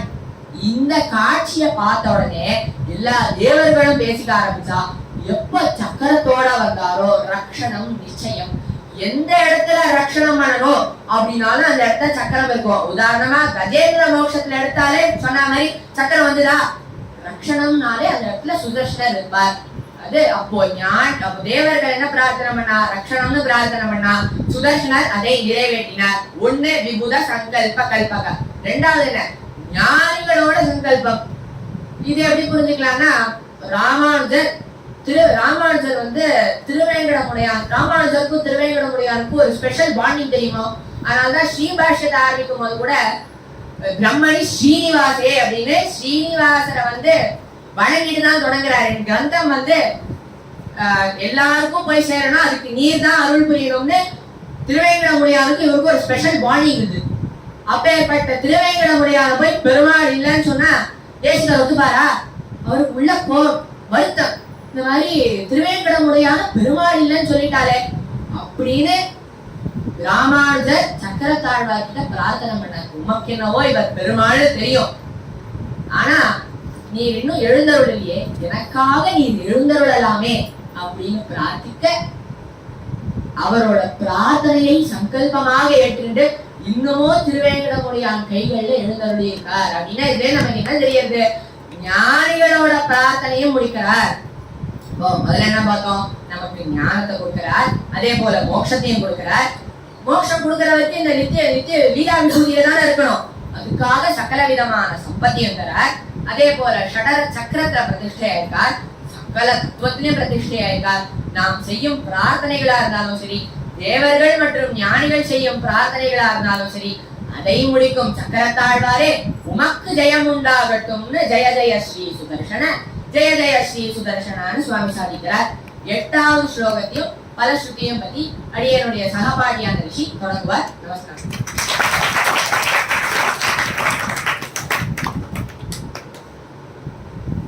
எல்லாருக்கும் ஏர் ஷோ பார்த்த மாதிரி இருக்கா? அந்த ஒரு வேகத்துல நாம சுதர்சன அஷ்டகத்தோட அர்த்தவிசேஷங்களை அனுபவிச்சுட்டே வரும். சரி, இப்ப நீலத்த அவர் என்ன இந்த சுதர்சன அஷ்டகத்துல சுவாமி தேசிகன் என்ன சொல்ல வர அப்படின்னு பார்த்தோம்னா, பெருமாளும் சுதர்சன ஆழ்வாரும் வேறு வேறு இல்ல, ரெண்டு பேரும் ஒண்ணுதான் அப்படிங்கறத சொல்றோம். அதை எப்படி நீ இவ்வளவு ஈஸியா சொல்லலாம் அப்படின்னா, இந்த ஒரு தொடர்ல நாம அனுபவிச்சுட்டே வந்தோம்னா, சுதர்சன ஆழ்வாருக்கு சுவாமி தேசிகன் சொன்ன எல்லா குணங்களும் நம்ம முதல்ல பெருமாளுக்கு சொல்லிதான் கேட்டிருக்கோம். அப்ப இதுல இருந்து நமக்கு என்ன தெரியுது, பெருமாளும் சுதர்சனரும் வேறு வேறு இல்லை, ரெண்டு பேரும் ஒண்ணுதான் அப்படிங்கிறது நமக்கு தெரியாது. ரெண்டாவது, இப்போ மாதிரி பெருமாளோட சங்கல்ப சக்தி தான் சுதர்சன ஆழ்வார் அப்படின்னு பார்த்தோம். பெருமாளோட சங்கல்ப சக்திக்கு சௌதர்சனம் அப்படின்னு பேரு. அந்த சௌதர்சனமும் சுதர்சன ஆழ்வாரும் வேறு வேறு இல்லை அப்படின்னு பார்த்தோம். சங்கல்ப சக்தினா பேசிக்கலி என்ன, ஒருத்தரோட வில்லும் அந்த பர்சனும் வேறு வேறு இல்லை அப்படின்னு வேறு வேறு அப்படின்னு நம்ம எப்படி சொல்ல முடியும் இல்லையா? அதுல இருந்து நமக்கு தெரியுது பெருமாளும் சுதர்சனாழ்வாரும் வேறு வேறு இல்ல, ரெண்டு பேரும் ஒண்ணுதான் அப்படின்னு தெரியுது. இந்த ஒரு தத்துவத்தை மனசுல வச்சுட்டு நான் 8வது ஸ்லோகத்தோட அர்த்தத்தை அனுபவிச்சேன். புவன நேத்திர ஸ்திரீமய சமன தேஜஸ் ஸ்திரீமய நிரவதி சுவாது சின்மய நிகில சக்தே ஜெகன்மய அமித விஸ்வ கிரியாமய சமித விஸ்வ பயாமய ஜெய ஜெய ஸ்ரீ சுதர்சன ஜெய ஜெய ஸ்ரீ சுதர்சன. இந்த ஸ்லோகத்துல புவன நேத்திர ஸ்திரீமய அப்படின்னு ஒரு பாட்டு உண்டு, புவன நேத்திர ஸ்திரீமயன்னு இன்னொரு பாட்டு உண்டு. புவன நேத்திர இந்த உலகத்துக்கே ஒரு கண் போன்று திகழ்பவர் சுதர்சன ஆழ்வார். முன்னாடி அனுபவிச்ச மாதிரி என்னோட சாப்பாட்டி ஸ்ரீவர்தன் சொன்ன மாதிரி நிஜபர வியூக வைபவர் பெருமாளுக்கு 5 நிலைகள்: பரம், வியூகம், விபவம், அந்தர்யாமி, அச்சை. இந்த 5 நிலைகள் சுதர்சனாழ்வாருக்கும் உண்டு. இந்த 5 நிலைகளுமே அந்தர்யாமி அப்படிங்கிற நிலையில பெருமாள் நம்ம எல்லாருக்குள்ளும் ஆர்த்த தத்துவமா இருந்தது நம்மள வழி நடத்துற. சுதர்சனாழ்வாரும் நம்ம எல்லாருக்குள்ளும் இருந்துட்டு வழி நடத்துறதுனால நம்மளால ஒழுங்கா பார்க்க முடியும். அதனால புவன நேற்ற இந்த உலகத்துக்கே உலகம் நமக்கு மட்டும் இல்ல எல்லா ஜந்துக்களுக்குமே சுதர்சனாழ்வார் உள்ள இருந்துட்டு வழி நடத்துற. அதனாலதான் நம்மளால ஒழுங்கா பார்க்க முடியுது அப்படிங்கிறதுனால புவன நேற்ற. இதுக்கு இன்னொரு விதமாவும் அர்த்தம் பார்த்தோம்னா உலகத்துக்கே ஒரு சாட்சி போட்டு விளங்குபவர் சுதர்சனாழ்வார். நம்ம ரோட்ல பிளாஸ்டிக் குப்பையை போடுறோம், மனசுக்குள்ள ஒரு குரல் கேட்கும், வேண்டாம் போடாத, அதையும் மீறி நம்ம போடுவோம், அது வேற விஷயம். அப்ப அந்த நமக்குள்ள உள்ள ஒரு குரல் கேட்கறது இல்லையா, அதுதான் சுதர்சனாழ்வார். அப்போ இந்த உலகத்துக்கே ஒரு சாட்சி போட்டு விளங்குறதுனால அவர் புவன நேற்ற இந்த உலகத்துக்கே கற்போன்று திகழ்பவர். திரைமய 3 வேத சாரமாகவும் திகழ்பவர். ஐயோ இங்க 3 வேதங்கள் 4 வேதங்கள் தானே அப்படின்னு பார்த்தோம்னா ஏஸ்டிலே நமக்கு தெரிஞ்ச 4 வேதங்கள் ரிக், யஜுர், சாம, அதர்வணம். இந்த 4 வேதங்களுமே ரிக்வேதம் அப்படிங்கிறது ஒரு விதமா இருக்கும், யஜுர்வேதம் அப்படிங்கிறது ஒரு விதமா இருக்கும், சாமவேதம் அப்படிங்கிறது பாட்டு கலந்து ஒரு விதமா இருக்கும். இது 3 சேர்த்து போட்டா அதர்வண வேதம் வந்துடும். அப்படிங்கிறதுனால பிரைமரியா பார்த்தோம்னா நமக்கு 3 வேதங்கள், எக்ஸ்பேண்டடா பார்த்தோம்னா 4 வேதங்கள் அப்படிங்கிறதுனால 3 வேத சாரமாக திகழ்பவர் சுதர்சனாழ்வார். எதுக்கு இங்க 3 வேத சாரம் அப்படின்னு சொல்லணும் அப்படின்னா, என்னோட சாப்பாட்டி தர்ஷன் சொன்ன மாதிரி எல்லா வேத மந்திரங்களாலும் போற்றப்படுகின்றவர் சுதர்சனாழ்வார் தான். அதனாலேயே 3 வேத சாரம். எல்லா வேத மந்திரங்களாலும் போற்றப்படுகின்றவர் பகவான் சிவன் நாராயணன். பெருமாளும் சுதர்சனரும் வேறு வேறு இல்லை அப்படிங்கிறதால இப்படியே நம்ம டிரைவ் பண்ணணும். சுதர்சனாழ்வாரும் எல்லா வேத மந்திரங்களாலும் போற்றப்படுகின்றார் அப்படிங்கிறதுனால திரைமய சவன தேஜஸ் திரைமய. சவனம் அப்படின்னா யஜ்ஞம், தேஜஸ் திரைமய அப்படின்னா யஜ்ஞத்துல வளர்க்கப்படுகின்ற 3 அக்னி சுரூபமாகவும் திகழ்பவர் சுதர்சனாழ்வார். பொதுவாக நம்ம இப்போ சின்ன சின்னதான ஹோமங்கள் பண்றோம், கர்மாக்கள்லாம் பண்றோம், பூனல், கல்யாணம், சுதர்சன ஹோமம், கணபதி ஹோமம் போன்ற ஹோமங்கள்லாம் பண்றோம். இதுக்கெல்லாம் ஏகாக்னி பேர். ஒரு அக்னியை வளர்த்து நாம அதுல கவிழ்த்தோம். இது பெரிய பெரிய யஜ்ஞங்கள், அக்னிஹோத்திரம், வாஜபேயம் போன்ற யஜ்ஞங்கள்லாம் பண்றோம்னா இதுக்கெல்லாம் திரேதாக்னி பேர். 3 அக்னியை வளர்ப்போம், கார்கவத்தியம், ஆகமனியம், தாட்சிணாக்னி. இந்த 3 அக்னி சுரூபமாகவும் திகழ்பவர் சுதர்சனாழ்வார். ஏன் இந்த 3 அக்னி சுரூபம் அப்படின்னா, நம்ம ஜெனரலா ஒரு யஜ்ஞத்துல இந்திராய ஸ்வாஹா அப்படின்னு இந்திரனுக்கு அவிஸ்தரோம்னா அது இந்திரனுக்கு அந்தர்யாமியா இருக்கிற அந்த பகவானுக்கு தான் அந்த அவிஸ் போய் சேர்றது அப்படின்னு ஆச்சாரியர்கள் சொல்லுவாங்க. இங்க பெருமாளும் சுதர்சனரும் வேறு வேறு இல்லை அப்படிங்கிறதுனால சுதர்சனாழ்வாருக்கும் அந்த அவிஸ் எல்லாம் போய் சேர்றதுனால சவன தேஜஸ் திரைமய.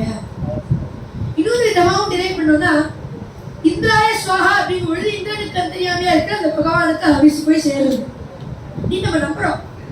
ஆனா அதை போய் சேர்க்கணும் அப்படின்னா அந்த அக்னி எவ்வளவு பவர்ஃபுல்லா இருக்கும் இல்லையா, அப்பேற்பட்ட அந்த அக்னியோட சக்தியை உள்ளடக்கியது சுதர்சனம் அப்படிங்கிறதுனால சவன தேஜஸ் திரைமய. இதுக்கு ஒரு எக்ஸ்பிளனேஷன் மாதிரி பார்த்தோம்னா முன்னாடியே நம்ம அனுபவிச்சோம். குருக்ஷேத்திர யுத்தத்துல மாதிரி அர்ஜுனனோட பிள்ளையான அபிமன்யு சக்கரவியூகத்துக்குள்ள போறான். சக்கரவியூகத்துக்கு உள்ள போகிறதையே ஆனா திரும்பி வெளில வர நமக்கு தெரியாது. உள்ள போறான், ஜெயத்ரதன் முன்னிலையில கௌரவர்கள் சைட்ல இருந்து எல்லாரும் அபிமன்யா கூட்டம் போட்டு கொண்டு வர்றான். அப்போ இந்த ஒரு புத்திர சோகம் தாங்க முடியாம அர்ஜுனன் ஒரு சபதம் எடுக்கிறான். அபிமன்யா போறதுக்கு ஒரு முக்கிய காரணமா அந்த ஜெயத்ரதனை நான் நாளைக்கு சாயந்தரத்துக்குள்ள கொண்டு விடுவேன் அப்படின்னு அபிமன்யு போன அன்னைக்கு சபதம் எடுக்கிறான். அடுத்த நாள் யுத்தம். ஒரு நாழிகை தான் இருக்கு இன்னும் யுத்தம் முடியறதுக்கு. ஜெயதன் கண்ணியே படல, ரொம்ப ப்ரொடெக்டடா வச்சிருக்கான் துரியோதனன். அப்போ பெருமாள் என்ன பார்த்தார், சரி இது சரிப்பட்டு வராது, நம்ம நம்மளோட சங்கல்ப சக்தியை யூஸ் பண்ணணும் அப்படிங்கிறதுக்காக நேரா தன்னோட சுதர்சனத்தை அனுப்புற. சுதர்சனமும் சூரியனை மறைச்சு இருட்டாக்கிடுவோம். கௌரவர்கள் சைட்ல எல்லாரும் ரொம்ப சந்தோஷமா கொண்டாடுறான், பாண்டவர்கள் தோல்வி அடைஞ்சிட்டா அப்படின்னு. இப்போ ஜெயத்ரதன் நல்ல கான்பிடென்டா வெளில வரான், அர்ஜுனனும் நெருப்புக்குள்ள குதிக்கிறேன் அப்படின்னு போறான். அப்போ பெருமாள் என்ன பண்ண, செஸ் ஆடுற மாதிரி ஜெயத்ரதனையும் அர்ஜுனனையும் கரெக்டா செட் பண்ணி வச்சு சுதர்சனர் திருப்பி வா வா வான்னு கூப்பிட்டு சக்கரமும் திருப்பி வந்துடுது. இப்போ நல்லா வெளிச்சமாயிடுது. அப்போ பெருமாள் அர்ஜுனன் சொல்றது, அர்ஜுனா தோப்பாரு ஜெயத்ரதன் வந்துட்டா அடிச்சிருவோம்.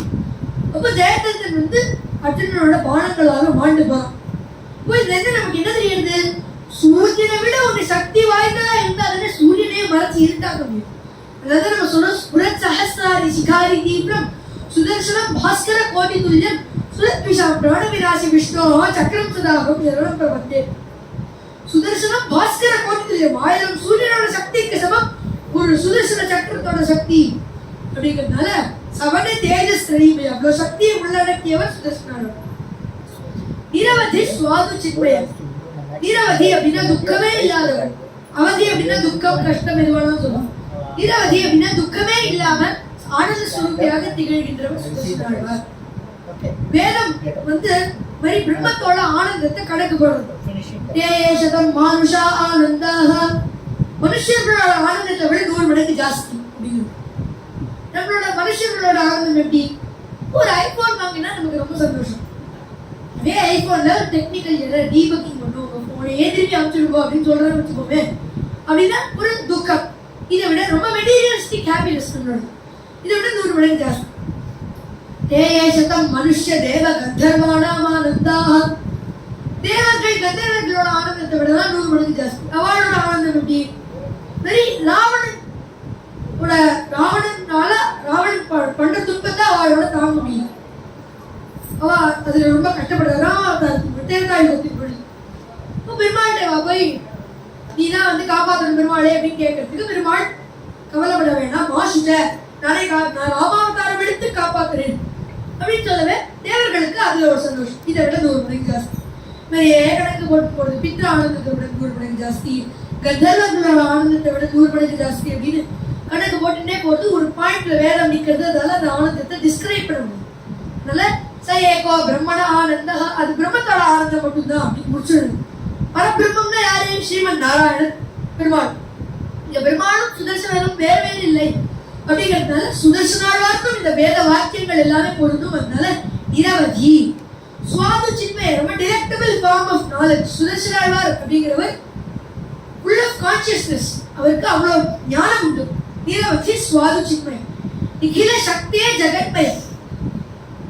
நிகில சக்தி, இந்த உலகம் இயக்கத்துக்கே ஒரு காரணமா ஒரு டிரைவிங் ஃபோர்ஸா திகழ்கிறவர் சுதர்சனாழ்வார். இப்போ நம்ம மண்ணுல ஒரு விதைக்கணும், அது வெளியில வரும். பெருமாள் மேல ஒரு நம்பிக்கையில விசுவாசத்துல அந்த விதையை விதைக்கணும். தண்ணியும் விடணும். கொஞ்ச நாள்ல அதுவே காண வெள்ளம் வந்துடும். நம்ம ஒன்றும் அதுக்கு டெய்லி கதவை தட்டி வெள்ளவா கூப்பிடலையா, அது எப்படி தானா வெள்ளம் வருது அப்படின்னா அதுக்குள்ள ஒரு சக்தி இருக்கு, அதுக்குள்ள ஒரு டிரைவிங் ஃபோர்ஸ் இருக்கு. இந்த ஒரு சக்தி தான் எறும்புல நகர்ற சக்தி, வெள்ள வர்ற சக்தி. நம்ம ஒரு நாளைக்கு நம்மளே அறியாம எவ்வளவோ தடவை கைட்டு செய்யணும். இப்போ நமக்குள்ளேயே ஒரு சக்தி இருக்கு. இந்த சக்தி தான் பிரபஞ்சமே ஒரு சக்தி கட்டுப்பட்டு நிக்கிறதுலயே அதே சக்தி தான் இதுவும். சூரியன் அதோட இடத்துல நிக்கிறது, பூமி தன்னையே சுத்திட்டு சூரியனையும் சுத்திட்டு வருது, எல்லா கிரகங்களும் அதோட இடத்துல நிக்கிறது. சூரியனுக்கு திடீர்னு பூமியை பார்த்தா அவ்வளோ ஆசை, ஒரு சென்டிமீட்டர் பக்கத்தை வந்துருச்சுன்னு வச்சுக்கோங்க, பூமி புசிக்கணும், பஸ்மமாயிடும். அப்போ கரெக்டான இந்த ஒரு இடத்துல இருக்குன்னா ஒரு சக்திக்கு கட்டுப்பட்டு இருக்கியா, அதுதான் நிகில சக்தி ஜெகன்மய. இந்த உலகமாவே திகழறவர் சுதர்சனாழ்வார், இந்த சக்தியாவும் திகழறவர் சுதர்சனாழ்வார். உலகமாவே அவர் தான் இருக்கு. எப்படி உலகமா அவரே இருக்க முடியும் அப்படின்னா, இப்போ நம்மளாம் ஜென்ரலா என்ன நினைச்சிட்டு இருக்கோம், வைகுண்டம் அப்படிங்கிறது மேல இருக்கு, அந்த வைகுண்டத்துல பெருமாள் உட்காந்து நம்மளெல்லாம் ஆட்சி புரியுங்க. இது ரொம்ப பேசிக் லெவல் அண்டர்ஸ்டாண்ட். ஆனா பெரியவர்கள் ஆச்சாரியர்கள் என்ன நினைக்கிறார், தானே ஆட்சி செய்பவனும் ஆகி தானே ஆட்சி பொருளாலும் ஆகி பகவான் திகழ்கிறார். அதாவது பெருமாள் தான் ஆட்சி புரியறார். அவர்தான் ராஜாவா இருந்து நம்மளதான் ஆட்சி புரியறார். யார ஆட்சி பண்றாரோ அவராவும் தானே இருக்க. இது ஒரு எக்ஸாம்பிள் தான். இப்போ மீன் எடுத்துக்கோங்க. மீனுக்கு அதோட உடம்பிற்கு உள்ளேயும் வெளியிலும் தண்ணி இருந்தால்தான் ஜீவிக்க முடியும். நமக்கு மனுஷங்களுக்கு உள்ளேயும் வெளியிலும் பிராணவாயு இருந்தால் தான் ஜீவிக்க முடியும்.